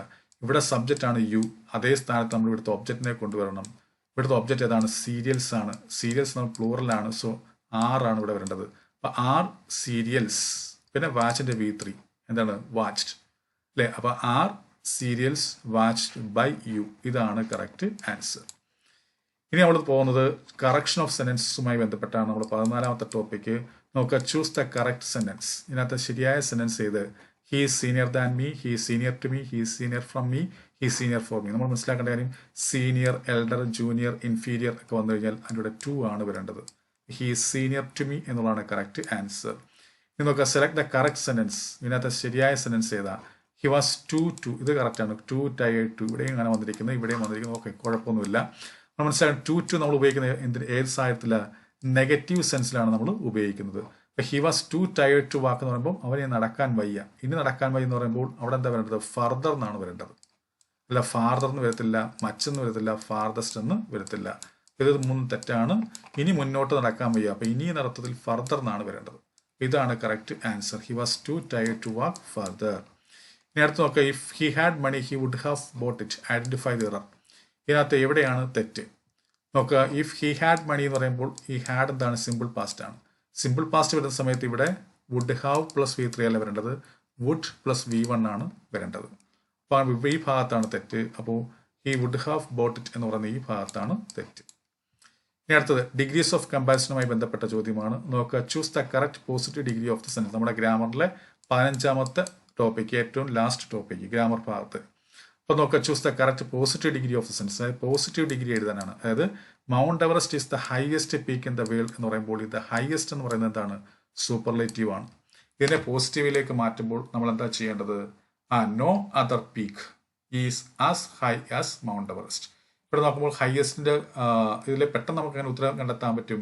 ഈ ഹയസ്റ്റ് സൂപ്പർലേറ്റീവ് ആണ്, അതിൻ്റെ പോസിറ്റീവ് എന്താണ്? ഹൈ ആണ്. പിന്നെ ഹൈ എന്ന് വന്നിരിക്കുന്ന ഇത് നോക്കുമ്പോൾ ഇവിടെ ഹൈ ഉണ്ട്, ഇവിടെ ഹയർ എന്ന് പറയുമ്പോൾ കമ്പാരിറ്റീവ് ആണ്, ഇവിടെ ഹയസ്റ്റ് എന്ന് തന്നെ വന്നിട്ടുണ്ട്, അത് തെറ്റാണ്. എന്നാൽ ഇവിടെ നോക്കുമ്പോൾ ഹൈ ആണ്. അപ്പോൾ നമ്മൾ മനസ്സിലാക്കേണ്ട കാര്യം എന്താണ്? മൗണ്ട് എവറസ്റ്റ് ആണ് ഏറ്റവും വലിയ പീക്ക്, ഏറ്റവും ഉയരമുള്ള പീക്ക്. അപ്പം അതിൻ്റെ അർത്ഥം എന്താ? വേറൊരു പീക്ക് അത്രയും ഉയരമുള്ളതല്ലെന്നാണ് പറയേണ്ടത്. അപ്പം no other peak is as high as Mount Everest. ഇതാണ് കറക്റ്റ് ആൻസർ. ഇവിടെ ഹൈ വന്നിട്ടും മനസ്സിലാക്കണം. ഇവിടെ എന്താ പറഞ്ഞിരിക്കുന്നത്? Some peaks are as high as Mount Everest എന്ന് പറയുമ്പോൾ മറ്റ് പീക്കുകളും മൗണ്ട് എവറസ്റ്റിൻ്റെ അത്രയും ഹൈ ആണെന്നാണ്. ഇവിടെ എന്താ ഉദ്ദേശിക്കുന്നത്? ഏറ്റവും ഉയർന്ന് പറയുമ്പോൾ പിന്നെ വേറൊന്നില്ല. അപ്പം ഇത് തെറ്റാണ്. സോ അങ്ങനെ ആകുമ്പോൾ ഇവിടുത്തെ കറക്റ്റ് ആൻസർ ഇതാണ്. അല്ല, ഇതും നമ്മൾ ഈ തരത്തിൽ സൂപ്പർലേറ്റീവിനെ അല്ലെ സൂപ്പർലേറ്റീവ് ഡിഗ്രിയെ പോസിറ്റീവ് ഡിഗ്രിയിലേക്ക് മാറ്റുമ്പോൾ നോ അതർ എന്നും പറഞ്ഞിട്ടാണ് തുടങ്ങേണ്ടത്. അങ്ങനെ നോക്കിയാൽ മതി. അങ്ങനെ തുടങ്ങുകയും അവിടുത്തെ ഇതും കൂടെ നോക്കണം, ഡിഗ്രി അത് പോസിറ്റീവ് ആണെങ്കിൽ തീർച്ചയായിട്ടും അതായിരിക്കും ആൻസർ. ഓക്കെ, ഇനി അടുത്ത് നോക്കുക, find the correct superlative degree for sentence. ഈ പറയുന്നതിൻ്റെ ശരിയായ സൂപ്പർലേറ്റീവ് എന്താണ് നോക്കുക. Very few cities in India are as largest Mumbai എന്ന് പറയുമ്പോൾ ലാർജ് എന്താണ്? പോസിറ്റീവ് ആണ്. അപ്പോൾ സൂപ്പർലേറ്റീവ് ആകുമ്പോൾ ദ ലാർജസ്റ്റ് എന്ന് വരണം. ഓക്കെ, നമ്മൾ മനസ്സിലാക്കേണ്ട കാര്യം നോ അതർ എന്ന് പറഞ്ഞ് തുടങ്ങുകയാണെങ്കിൽ നമ്മൾ അവിടെ ദ ലാർജസ്റ്റ് എന്ന് എഴുതിയാൽ മതി. എന്നാൽ വെരി ഫ്യൂ എന്ന് പറഞ്ഞ് തുടങ്ങുകയാണെങ്കിൽ വൺ ഓഫ് ദ ലാർജസ്റ്റ് എന്ന് എഴുതണം. ഇവിടെ നമുക്ക് വേണ്ടത് വൺ ഓഫ് ദ ലാർജസ്റ്റ് എന്നാണ്. അങ്ങനെ വന്നിരിക്കുന്ന വല്ലതും ഉണ്ടോ നോക്കുമ്പോൾ ആണ് ഇവിടെ വൺ ഓഫ് ദ ലാർജസ്റ്റ്. ഇവിടെ ദ ലാർജസ്റ്റ് ഉണ്ട്, അത് തെറ്റാ. നമുക്ക് ദ ലാർജസ്റ്റ് എന്ന് എഴുതാമായിരുന്നു. എങ്ങനെ ആയിരുന്നെങ്കിൽ ഇവിടെ നോ അതർ എന്നായിരുന്നു തുടങ്ങിയിരുന്നെങ്കിൽ. വെരി ഫ്യൂ എന്ന് പറഞ്ഞ് തുടങ്ങുമ്പോൾ നമ്മളെപ്പോഴും വൺ ഓഫ് ദ ലാർജസ്റ്റ് എന്നുള്ളതിനാണ് എഴുതേണ്ടത്. അപ്പോൾ അങ്ങനെ ഇതാണ് കറക്റ്റ് ആൻസർ. ഇനി അടുത്ത് നോക്കുക, choose the correct comparative degree. ഇതിനകത്ത് ശരിയായ കമ്പാരിറ്റീവ് ഡിഗ്രി ഏത്? Ravi is not so strong as Arjun എന്ന് പറയുമ്പോൾ സ്ട്രോങ് പോസിറ്റീവ് ആണ്. അതിൻ്റെ എന്ത് ചെയ്യണം? കമ്പാരിറ്റീവ് എഴുതണം. നമ്മൾ മനസ്സിലാക്കേണ്ടത് ഇത്തരത്തിൽ നോട്ട് കഴിഞ്ഞിട്ട് സോ സ്ട്രോങ് ആസ് എന്ന രീതി വരുവാണെങ്കിൽ നമ്മൾ ഈ ആദ്യം ഇയാളെ ഇങ്ങനെ കൊണ്ടുവരണം. അപ്പോൾ Arjun is stronger than Ravi എന്ന് എഴുതണം അല്ലേ? Arjun is stronger than Ravi. ഇപ്പോൾ സ്ട്രോങ്ങർ ആവണം, എന്നാലേ കമ്പാരിറ്റീവ് ആകത്തുള്ളൂ. അപ്പോൾ ഇത്തരത്തിൽ വരുമ്പോൾ നമ്മൾ ഈ രണ്ടാമത് പറഞ്ഞ ആളിനെ ആദ്യം കൊണ്ടുവരികയും എന്നിട്ട് ഈ സ്ട്രോങ്ങർ ദാൻ എന്ന് എഴുതി രണ്ടാമത്തെ ആളുടെ പേരും എഴുതുക. അപ്പോൾ Arjun is stronger than Ravi. ഇതാണ് കറക്റ്റ് ആൻസർ. ഇനി നമ്മൾ വൊക്കാബുലറി ഭാഗത്തേക്ക് പോവുകയാണ്. നോക്കുമ്പോൾ അവിടെ singular, plural, change of gender, collective nouns, ഇങ്ങനെ ഈ 3 ടോപ്പിക്കാണ് ഒറ്റ ഇതായിട്ട് പറഞ്ഞിരിക്കുന്നത്. ആദ്യം നമ്മൾ സിംഗുലർ പ്ലൂറലുമായി ബന്ധപ്പെട്ട നോക്കുകയാണ്. നോക്കുമ്പോൾ find the correct plural form of the index. ഇൻഡെക്സിൻ്റെ ശരിയായ പ്ലൂറൽ ഫോം PSC പലതവണ ചോദിച്ചിട്ടുള്ളതാണ്. ഇൻഡെക്സിൻ്റെ പ്ലൂറൽ പലപ്പോഴും പലരും ഇൻഡെക്സസ് എന്ന് എഴുതി വെക്കും, തെറ്റാണ്. ഇൻഡൈസസ് എന്നുള്ളതാണ്. ഇതാണ് കറക്റ്റ് ആൻസർ. ഇനി അടുത്തത് ജെൻഡറുമായി ബന്ധപ്പെട്ടത് വിക്സന്റെ മസ്കുലിൻ ഫോം എന്തായിരിക്കും? ഫോക്സ് ആണ്. ഫോക്സിൻ്റെയാണ് വിക്സൻ. ഓക്കെ. ഇനി നമ്മൾ നോക്കുമ്പോൾ ഡോഗിൻ്റെ നമുക്കറിയാം എന്താണ്? ബിച്ച് ആണ് ഡോഗ്. വൂൾഫിൻ്റെ എന്തായിരിക്കും? ഷീ വൂൾഫാണ് അതിൻ്റെ ഫെമിനിൻ ജെൻഡർ. ബുള്ളിൻ്റെ എന്തായിരിക്കും? കൗ ആയിരിക്കും. ഓക്കെ, അപ്പോൾ ഇവിടെ വിക്സന്റെ മസ്കുലിൻ എന്തായിരിക്കും? ഫോക്സ് ആണെങ്കിൽ ഫോക്സിൻ്റെ ഫെമിനിൻ ആണ് വിക്സൻ. ഇനി നമ്മൾ നോക്കുക, ഹീസ് ഡാഷ് ഓഫ് ബീസ്. ഇപ്പോൾ ഇത് കളക്റ്റീവ് നോൺസുമായി ബന്ധപ്പെട്ട നമ്മൾ ഇവിടെ 3 ടോപ്പിക്കാണ്: singular and plural, change of gender, collective nouns. അപ്പോൾ കളക്റ്റീവ് നോൺസുമായി ബന്ധപ്പെട്ടാണ് നമുക്ക് ഡാഷ് ഓഫ് ബീസുമായി ബന്ധപ്പെട്ട് പറയുമ്പോൾ നമ്മൾ എന്താ? സ്വാം ആണ് പറയുക. Flock of sheep, pack of wolves, head of cattle അല്ലേ? അപ്പോൾ ഇവിടെ നമ്മൾ സ്വാം ആണ് വരേണ്ടത്. ഇനി നമ്മൾ നോക്കുന്നത് word formation from other words and use of prefix or suffix. ആണ് രണ്ടാമത്തെ ടോപ്പിക്ക്. നോക്കുമ്പോൾ which prefix is to be added to get the opposite of agree. എഗ്രിയുടെ ഓപ്പോസിറ്റ് കിട്ടുവാൻ നമ്മൾ ഏത് പ്രിഫിക്സ് ആണ് ആഡ് ചെയ്യേണ്ടത്? പ്രിഫിക്സ് എന്ന് വെച്ച് കഴിഞ്ഞാൽ ഒരു വാക്കിനെ മുന്നേ ചേർക്കുന്നതും സഫിക്സ് എന്ന് പറയുമ്പോൾ ഒരു വാക്കിന് ശേഷം ചേർക്കുന്നതും. അപ്പോൾ ഇതിൻ്റെ കൂടെ എന്ത് മുന്നിൽ ചേർക്കുമ്പോഴാണ് ഇതിൻ്റെ ഓപ്പോസിറ്റ് വരിക? നമുക്കറിയാം ഏതാണ്? ഡിസ്അഗ്രി ആണ്. അണ്ണല്ല, മിസ്സല്ല, നണ്ണല്ല. ഓക്കെ, ഡിസ് ആണ്. ഇനി which suffix is to be added to get the form of happy? Noun form of happy. ഹാപ്പിയുടെ നൗൺ ഫോം, ഹാപ്പി എന്നുള്ള അഡ്ജക്റ്റീവ് ആണ്.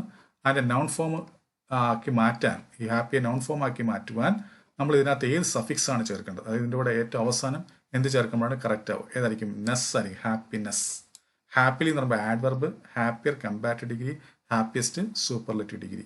അപ്പോൾ ഹാപ്പിനെസ് ആണ് നോൺ ഫോമായി വരിക. ഓക്കെ, നെസ് ആണ് കറക്റ്റ് ആൻസർ. ഇനി കോമ്പൗണ്ട് വേർഡ്സുമായി ബന്ധപ്പെട്ടതാണ്. നമുക്ക് which of the following is A compound word. ഈ തന്നിരിക്കുന്നതിനകത്ത് ഏതാണ് കോമ്പൗണ്ട് വേർഡ്? ബ്യൂട്ടിഫുൾ ആണോ, സൺറൈസ് ആണോ, യൂസ്ഫുൾ ആണോ, അൺഹാപ്പി ആണോ? നമ്മൾ മനസ്സിലാക്കും ഫുൾ ഇവിടുത്തെ സഫിക്സ് ആണ്, ഇവിടെ ഫുൾ ഇവിടുത്തെ സഫിക്സ് ആണ്, അൺ ഇവിടുത്തെ പ്രിഫിക്സ് ആണ്. ഒരിക്കലും സഫിക്സും പ്രിഫിക്സ് ചേർന്ന് നമ്മൾ കോമ്പൗണ്ട് വേർഡായിട്ട് പറയത്തില്ല. കോമ്പൗണ്ട് വേർഡ് എന്ന് വെച്ചാൽ സെപ്പറേറ്റ് ആയിട്ട് നിൽക്കുന്ന രണ്ട് വാക്കുകൾ അത് കൂടി ചേർന്ന് വേറൊരു വാക്കായി മാറുമ്പോൾ, വേറെ അർത്ഥമുള്ള വാക്കായി മാറുമ്പോൾ അതിനെയാണ് കോമ്പൗണ്ട് വേർഡ് എന്ന് പറയുന്നത്. അങ്ങനെ പറയുമ്പോൾ സണ്ണ് വേറൊരു വാക്കാണ്, റൈസ് വേറൊരു വാക്കാണ്. ഇതും കൂടെ ചേർന്നപ്പോൾ സൂര്യോദയം എന്നൊരർത്ഥം നമുക്ക് കിട്ടുന്നു. അപ്പോൾ ഇതാണ് കോമ്പൗണ്ട് വേർഡ്. ഇതാണ് കറക്റ്റ് ആൻസർ. ഇനി നമ്മൾ നോക്കേണ്ടതാണ് which of the following is A closed compound word. Closed compound word നമുക്ക് കോമ്പൗണ്ട് വേർഡ് 3 തരത്തിലുണ്ട്. ഏതൊക്കെയാണ്? ക്ലോസ്ഡ് കോമ്പൗണ്ട് വേർഡ് ഉണ്ട്, ഓപ്പൺ കോമ്പൗണ്ട് വേർഡ് ഉണ്ട്, ഹൈഫിനേറ്റഡ് കോമ്പൗണ്ട് വേർഡ് ഉണ്ട്. ക്ലോസ്ഡ് കോമ്പൗണ്ട് വേർഡ് എന്ന് പറയുമ്പോൾ രണ്ട് വാക്കുകൾ തമ്മിൽ എന്ത് ചെയ്തില്ല, ഈ പറയുന്ന പോലെ അകലം കാണത്തില്ല. ഇത് തന്നെ ഇതൊരു ക്ലോസ്ഡ് കോമ്പൗണ്ട് വേർഡ്, അകലമില്ല. എന്നാൽ ചില തമ്മിൽ അകലം കാണും, അതിന് നമ്മൾ ഓപ്പൺ കോമ്പൗണ്ട് വേർഡ് എന്ന് പറയും. ഈ ഹൈഫിനേറ്റഡ് എന്ന് പറയുമ്പോൾ എന്താ, ഇടയ്ക്ക് ഹൈഫൻ കാണും. ഓക്കെ, അപ്പോൾ ഇവിടെ നോക്കുന്ന സമയത്ത് ഇതൊരു ഹൈഫിനേറ്റഡ് ആയിട്ടുള്ള കോമ്പൗണ്ട് വേർഡായിട്ട് നമുക്ക് പരിഗണിക്കാം. ഇതൊരു ഓപ്പൺ ആണ്, ഇത് ഓപ്പൺ ആണ്. ക്ലോസ്ഡ് ആയിട്ട് വന്നിരിക്കുന്നത് ടൂത്ത് ബ്രഷ് ആണ്. ഇതാണ് കറക്റ്റ് ആൻസർ. ഈ സിനണിംസുമായി ബന്ധപ്പെട്ട ചോദ്യമാണ്. നോക്കുക, fine synonym of enigmatic. Enigmatic എന്ന് പറയുന്ന വാക്കിന്റെ സിനോണിമാണ് ചോദിച്ചിരിക്കുന്നത്. ക്ലിയർ ആണോ, മിസ്റ്റീരിയസ് ആണോ, സിമ്പിൾ ആണോ, ഒബ്വിയസ് ആണ്? ഏതായിരിക്കും? മിസ്റ്റീരിയസ് ആണ്. എനിഗ്മാറ്റിക് എന്ന് പറയുമ്പോൾ എന്താണ്? മിസ്റ്റീരിയസ്, നിഗൂഢമായത് അല്ലെങ്കിൽ അവ്യക്തമായത് എന്നാണ് എനിഗ്മാറ്റിക് കൊണ്ട് ഉദ്ദേശിക്കുന്നത്. അടുത്ത synonym of diligent. Diligent synonym എന്തായിരിക്കും? ഹാർഡ് വർക്കിംഗ് ആയിരിക്കും. Hard working. ഇത് സിനോണിം ഓഫ് റാഫിഷ്. റാഫിഷിന്റെ സിനോണിം എന്തായിരിക്കും? അൺകൺവെൻഷണൽ എന്നാണ്. അതാണ് അൺകൺവെൻഷണൽ. ഇതിന്റെ ഓപ്പോസിറ്റ് ആണ് റെസ്പെക്റ്റബിൾ, റിഫൈൻഡ്, പ്രോപ്പർ. ഓക്കെ, ഇതിന്റെ സിനോണിമായിട്ട് പറയുമ്പോൾ അൺകൺവെൻഷണൽ. ഓക്കെ, അപ്പം റാഫിഷ് എന്താണ്? അൺകൺവെൻഷണൽ എന്നാണ് അർത്ഥം. ഇനിയും നമ്മൾ നോക്കേണ്ടത് ആന്റോണിംസുമായി ബന്ധപ്പെട്ടാണ്. നോക്കുക, find the antonym of the word lethargic. ലെഥാർജിക്കിന്റെ ആന്റോണിം. ലെഥാർജിക് എന്ന് പറയുമ്പോൾ എന്തായിരിക്കും? ഇന്നാക്റ്റീവ് എന്നർത്ഥം. അപ്പം അതിൻ്റെ ഓപ്പോസിറ്റ് ആയിട്ട് വരുമ്പോൾ ആക്റ്റീവ് ആണ് വരേണ്ടത്. ഇതിൻ്റെ സിനോണിംസ് ആയിട്ട് നമുക്ക് ഡള്ള്, ലേസി, ഇൻഡിഫറൻ്റ് ഒക്കെ എടുക്കാം. ഇനി find the antonym of the recede. Recede എന്ന് പറയുന്ന വാക്കിന്റെ എന്താണ് ആന്റോണിമാണ് ചോദിച്ചിരിക്കുന്നത്. റിസീഡ് എന്ന് പറയുമ്പോൾ എന്തായിരിക്കും? മൂവ് ഫോർവേഡ് എന്നാണ്. എന്താണ്? Move forward. അതിൻ്റെ സിനോണിംസ് ആയിട്ട് നമുക്ക് വിത്ഡ്രായും, റിട്ടേൺ, അബാൻഡനും ഉപയോഗിക്കാം. ഇതിൻ്റെ ആന്റോണിമായിട്ട് നമുക്ക് മൂവ് ഫോർവേഡ് ഉപയോഗിക്കാം. ഓക്കെ, റിസീഡിന്റെ ഓപ്പോസിറ്റ് ആണ് മൂവ് ഫോർവേഡ്. അതിൻ്റെ സിനോണിംസ് ആയിട്ട് നമുക്ക് വിത്ഡ്രാ, റിട്ടേൺ, അബാൻഡൻ നമുക്ക് ഉപയോഗിക്കാം. Find the antonym of the word apparent. Apparent എന്ന് പറയുന്ന വാക്കിന്റെ ആന്റോണിമാണ് ചോദിക്കുന്നത്. അപ്പാരന്റ് എന്ന് വെച്ചാൽ ക്ലിയർ എന്നർത്ഥം. ഒബ്വിയസ്, ക്ലിയർ, എവിഡന്റ് എന്നൊക്കെ ആണ് അതിന്റെ അർത്ഥം. ഓക്കെ, അപ്പോൾ ഇതിന്റെ ഓപ്പോസിറ്റ് ആയിട്ട് പറയുമ്പോൾ ഹിഡൻ ആണ്. ഇതാണ് കറക്റ്റ് ആൻസർ. ഇനി അടുത്തത് find the antonym of the word tranquil. ട്രാങ്കിളിന്റെ ആന്റോണിം. ട്രാങ്കിൾ എന്ന് വെച്ചാൽ ശാന്തമായത്, പ്രശാന്തമായതെന്ന അർത്ഥം. അപ്പോൾ അതിന്റെ ആന്റോണിമായിട്ട് നമുക്ക് നോയിസി എന്ന് പറയാം. അതിന് സിനോണിംസ് ആയിട്ട് നമുക്ക് കാം, പീസ്ഫുൾ, ക്വയറ്റ് പറയാം. ഇതാണ് കറക്റ്റ് ആൻസർ. ഇനി നമ്മൾ പോകുന്നത് ഫ്രേസൽ വെർബ്സിലേക്കാണ്. നമുക്ക് find the meaning of the phrasal verb look into. Look into എന്നുള്ളതിന്റെ ഫ്രേസൽ വെർബ് എന്താണ്? എന്തായിരിക്കും? എക്സാമിൻ അല്ലെങ്കിൽ ഇൻവെസ്റ്റിഗേറ്റ് എന്നൊക്കെയാണ് അർത്ഥം. ഇൻവെസ്റ്റിഗേറ്റ്, ഇതാണ് കറക്റ്റ് അർത്ഥം. ഇത് പരീക്ഷയ്ക്ക് പലതവണ ചോദിച്ചിട്ടുള്ള, ഈ നടന്ന LDC പരീക്ഷയിൽ പോലും ഇത് ചോദിച്ചിട്ടുണ്ട് കഴിഞ്ഞ ഘട്ടങ്ങളിൽ. ലുക്ക് ഇൻ ടു, ഇൻവെസ്റ്റിഗേറ്റ് എന്നാണ് അർത്ഥം. ഇനി find the meaning of the phrasal verb call off. Call off എന്ന് വെച്ചാൽ എന്താണ്? ക്യാൻസൽ എന്നാണ്. അതാണ് ക്യാൻസൽ. ഇനി അടുത്ത് find the meaning of the phrasal verb run out of. Run out of എന്ന് വെച്ചാൽ എന്താണ്? നമ്മൾ പലപ്പോഴും ഫിനിഷ് ക്വിക്ലി ചെയ്ത് വെക്കാൻ സാധ്യതയുണ്ട്. അങ്ങനല്ല, റൺ ഔട്ട് ഓഫ് എന്ന് വെച്ച് കഴിഞ്ഞാൽ have no more of something. അല്ലെ, എന്തിൻ്റെങ്കിലും ഒരു കാര്യം, എന്തെങ്കിലും ഒന്ന് ഇല്ലാതായി മാറുക. അല്ലെ, have no more of something. അല്ലെ, എന്തിൻ്റെങ്കിലും അത് എനർജി ആകാം അല്ലെങ്കിൽ ചാർജ് ആകാം, അത് ഇല്ലാതായി പൂർണ്ണമായി മാറുന്നതിന് നമ്മൾ റൺ ഔട്ട് ഓഫ് എന്ന് പറയുന്നത്.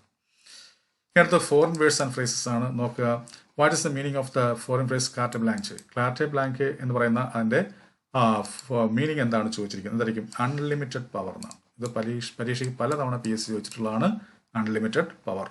ഇനി അടുത്തത് what is the meaning of the foreign faux pas. നമ്മൾ പഠിച്ചിട്ടുണ്ട്, ഈ ഇടയ്ക്കും പരീക്ഷയ്ക്ക് ചോദിച്ചു. ഏതാണ്? Social blunder. ഇനി അടുത്തത് ബൊണഫിഡെ എന്തായിരിക്കും? നമുക്കറിയാം, ജെന്യുവിൻ. ഇതാണ് കറക്റ്റ് ആൻസർ. ഇനി വൺ വേർഡ് സബ്സ്റ്റിറ്റ്യൂട്ട്സ് ആണ്. നോക്കുക, a person who eats too much എന്തായിരിക്കും? PSC പലതവണ ചോദിച്ചിട്ടുള്ളതാണ്, ഗ്ലട്ടൺ. ഇനി അടുത്തത് animals that live on both land and water. ഏതാണ്? ആംബിബിയൻസ്. കരയിലും വെള്ളത്തിലും ജീവിക്കുന്നത് ആംബിബിയൻസ് ആണ്. ഇനി അടുത്ത a person who renounce the world and practises self discipline to attain salvation എന്തായിരിക്കും? അസറ്റിക് ആണ്.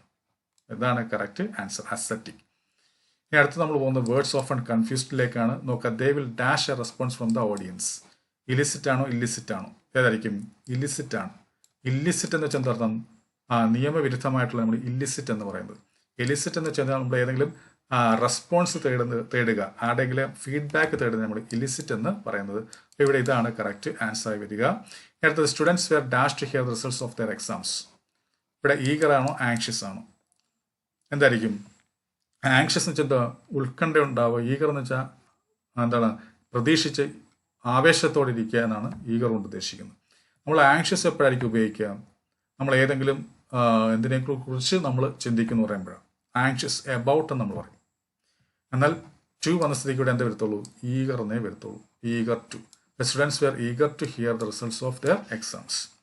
അടുത്തത് the company's new policy had a great dash on employee morale. Affect ആണോ എഫക്റ്റ് ആണോ? അഫക്റ്റ് എന്ന് വെച്ച് കഴിഞ്ഞാൽ വെർബ് ഫോം, എഫക്റ്റ് എന്ന് വെച്ചാൽ നൗൺ ഫോം. തമ്മിൽ വ്യത്യാസമുണ്ട്. അഫക്റ്റ് എന്ന് വെച്ച് കഴിഞ്ഞാൽ ബാധിക്കുക, എഫക്റ്റ് നമ്മൾ റിസൾട്ട് എന്ന. ഇവിടെ ഗ്രേറ്റ് എന്ന് വെച്ചാൽ അഡ്ജക്റ്റീവാണ്. അഡ്ജക്റ്റീവിന് ശേഷം പറയുന്നത് എന്താ? നൗൺ ഫോം ആണ്. അങ്ങനെ ആകുമ്പോൾ തീർച്ചയായിട്ടും ഇവിടെ വേണ്ടത് എഫക്റ്റ് ആണ്. ഇതാണ് കറക്റ്റ് ആൻസർ. റിസൾട്ട് എന്നാണ് ഇവിടെ ഉദ്ദേശിക്കുന്നത്. ഓക്കെ, ഇനി നമ്മൾ സ്പെല്ലിംഗ് ടെസ്റ്റുമായി ബന്ധപ്പെട്ടതാണ്. PSC എപ്പോഴും ചോദിക്കുന്ന, കൂടുതൽ പ്രാവശ്യം ചോദിച്ചിട്ടുള്ള ചോദ്യങ്ങളാണ് ഇവിടെ ഉൾപ്പെടുത്തിയിട്ടുണ്ട്. അതുകൊണ്ട് നമ്മുടെ പരീക്ഷയിൽ ഇതൊക്കെ ചോദിക്കാൻ സാധ്യതയുണ്ട്.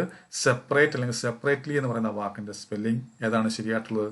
ആൻഡ് ഇതാണ് SEPARA. രണ്ടിടത്തും A വേണം. ഇതാണ് കറക്റ്റ് ആൻസർ. ഇനി അടുത്തത് ചൂസ് ദ മിസ്പെൽഡ് വേർഡ്. ഇതിനകത്ത് തെറ്റിച്ചെഴുതിയിരിക്കുന്ന വാക്ക് ഏതാണ്? ഫുൾഫിൽ ആണ്. ഫുൾഫില്ലിന് ഒരു എല്ല് മതി. ഫുൾഫിൽ രണ്ടിടത്തും ഓരോ എല്ല് മതി. ഓക്കെ, ഇനി നമ്മൾ നോക്കുക നെസസറി. നെസസറിയുടെ സ്പെല്ലിംഗ് ഏതായിരിക്കും? കറക്റ്റ് സ്പെല്ലിംഗ് നെസസറിയുടെ ഇത് എന്താണ്? ഇത് ഓൾറെഡി എന്ത് ചെയ്തിട്ടുണ്ട്? സ്പെല്ലിംഗ് നെസസറി തന്നിട്ടുണ്ട്. അതിനകത്ത് ഇത് തന്നെയായിരിക്കും. ഇത് തന്നെയായിരിക്കും നമ്മളെ പരീക്ഷിക്കാൻ വേണ്ടി ചോദിച്ചിട്ടുണ്ടാകാം ഇങ്ങനെ. കാരണം നെസസറി തന്നെയാണ്. സെയിം. ഓക്കെ, ഇനി അടുത്തത് ഇഡിയംസ് ആൻഡ് ദർ മീനിങ്സ്. ഇഡിയംസും മീനിങ്സുമാണ്. നോക്കുക, to have something up one's sleeve means. എന്തായിരിക്കും ഈ ഇഡിയം കൊണ്ട് ഉദ്ദേശിക്കുന്നത്? PSC പലതവണ ചോദിച്ചിട്ടുള്ളതാണ്. എന്തായിരിക്കും? എന്തെങ്കിലും സീക്രട്ട് അല്ലേ, നമ്മൾ രഹസ്യമായി വെക്കലെ ഹാവിങ് എ സീക്രട്ട് പ്ലാൻ എന്നാണ് ഉദ്ദേശിക്കുന്നത്. ഇനി അടുത്ത് നോക്കുക, to end in smoke means എന്താണ്? ടു കം ടു നത്തിങ് എന്നാണ്. എന്താണ്? To come to nothing. To spill the beans means എന്താണ്? To reveal a secret. ഇതാണ് കറക്റ്റ് ആൻസർ. ഇനി നമ്മുടെ ലാസ്റ്റ് എന്താണ്? എക്സ്പാൻഷൻസ് അല്ലെ. Expansions and meaning of common abbreviation. ഇതാണ് വൊക്കാബുലറി ലാസ്റ്റ് ടോപ്പിക്ക്. നോക്കുക, what is the abbreviation UNICEF stand for? UNICEF എന്താണ് ഉദ്ദേശിക്കുന്നത്? എന്തായിരിക്കും? United Nations international children's emergency fund എന്നാണ് യുനിസെഫ് കൊണ്ട് ഉദ്ദേശിക്കുന്നത്. ഇത് നമുക്കറിയാം എന്താണ്? World health organisation. ദെൻ അടുത്തത് FBI എന്തായിരിക്കും? ഫെഡറൽ ബ്യൂറോ ഓഫ് ഇൻവെസ്റ്റിഗേഷൻ എന്നാണ് ഉദ്ദേശിക്കുന്നത് അല്ലെ. Federal bureau of investigation. അപ്പോൾ ഇത്രയും ചോദ്യങ്ങളും അനുബന്ധ വസ്തുതകളുമാണ് നമ്മൾ ഈ ക്ലാസ്സിൽ നോക്കിയത്. തീർച്ചയായിട്ടും ഈ ക്ലാസ് നിങ്ങൾക്ക് ഫലം ചെയ്യും, ഉറപ്പാണ്.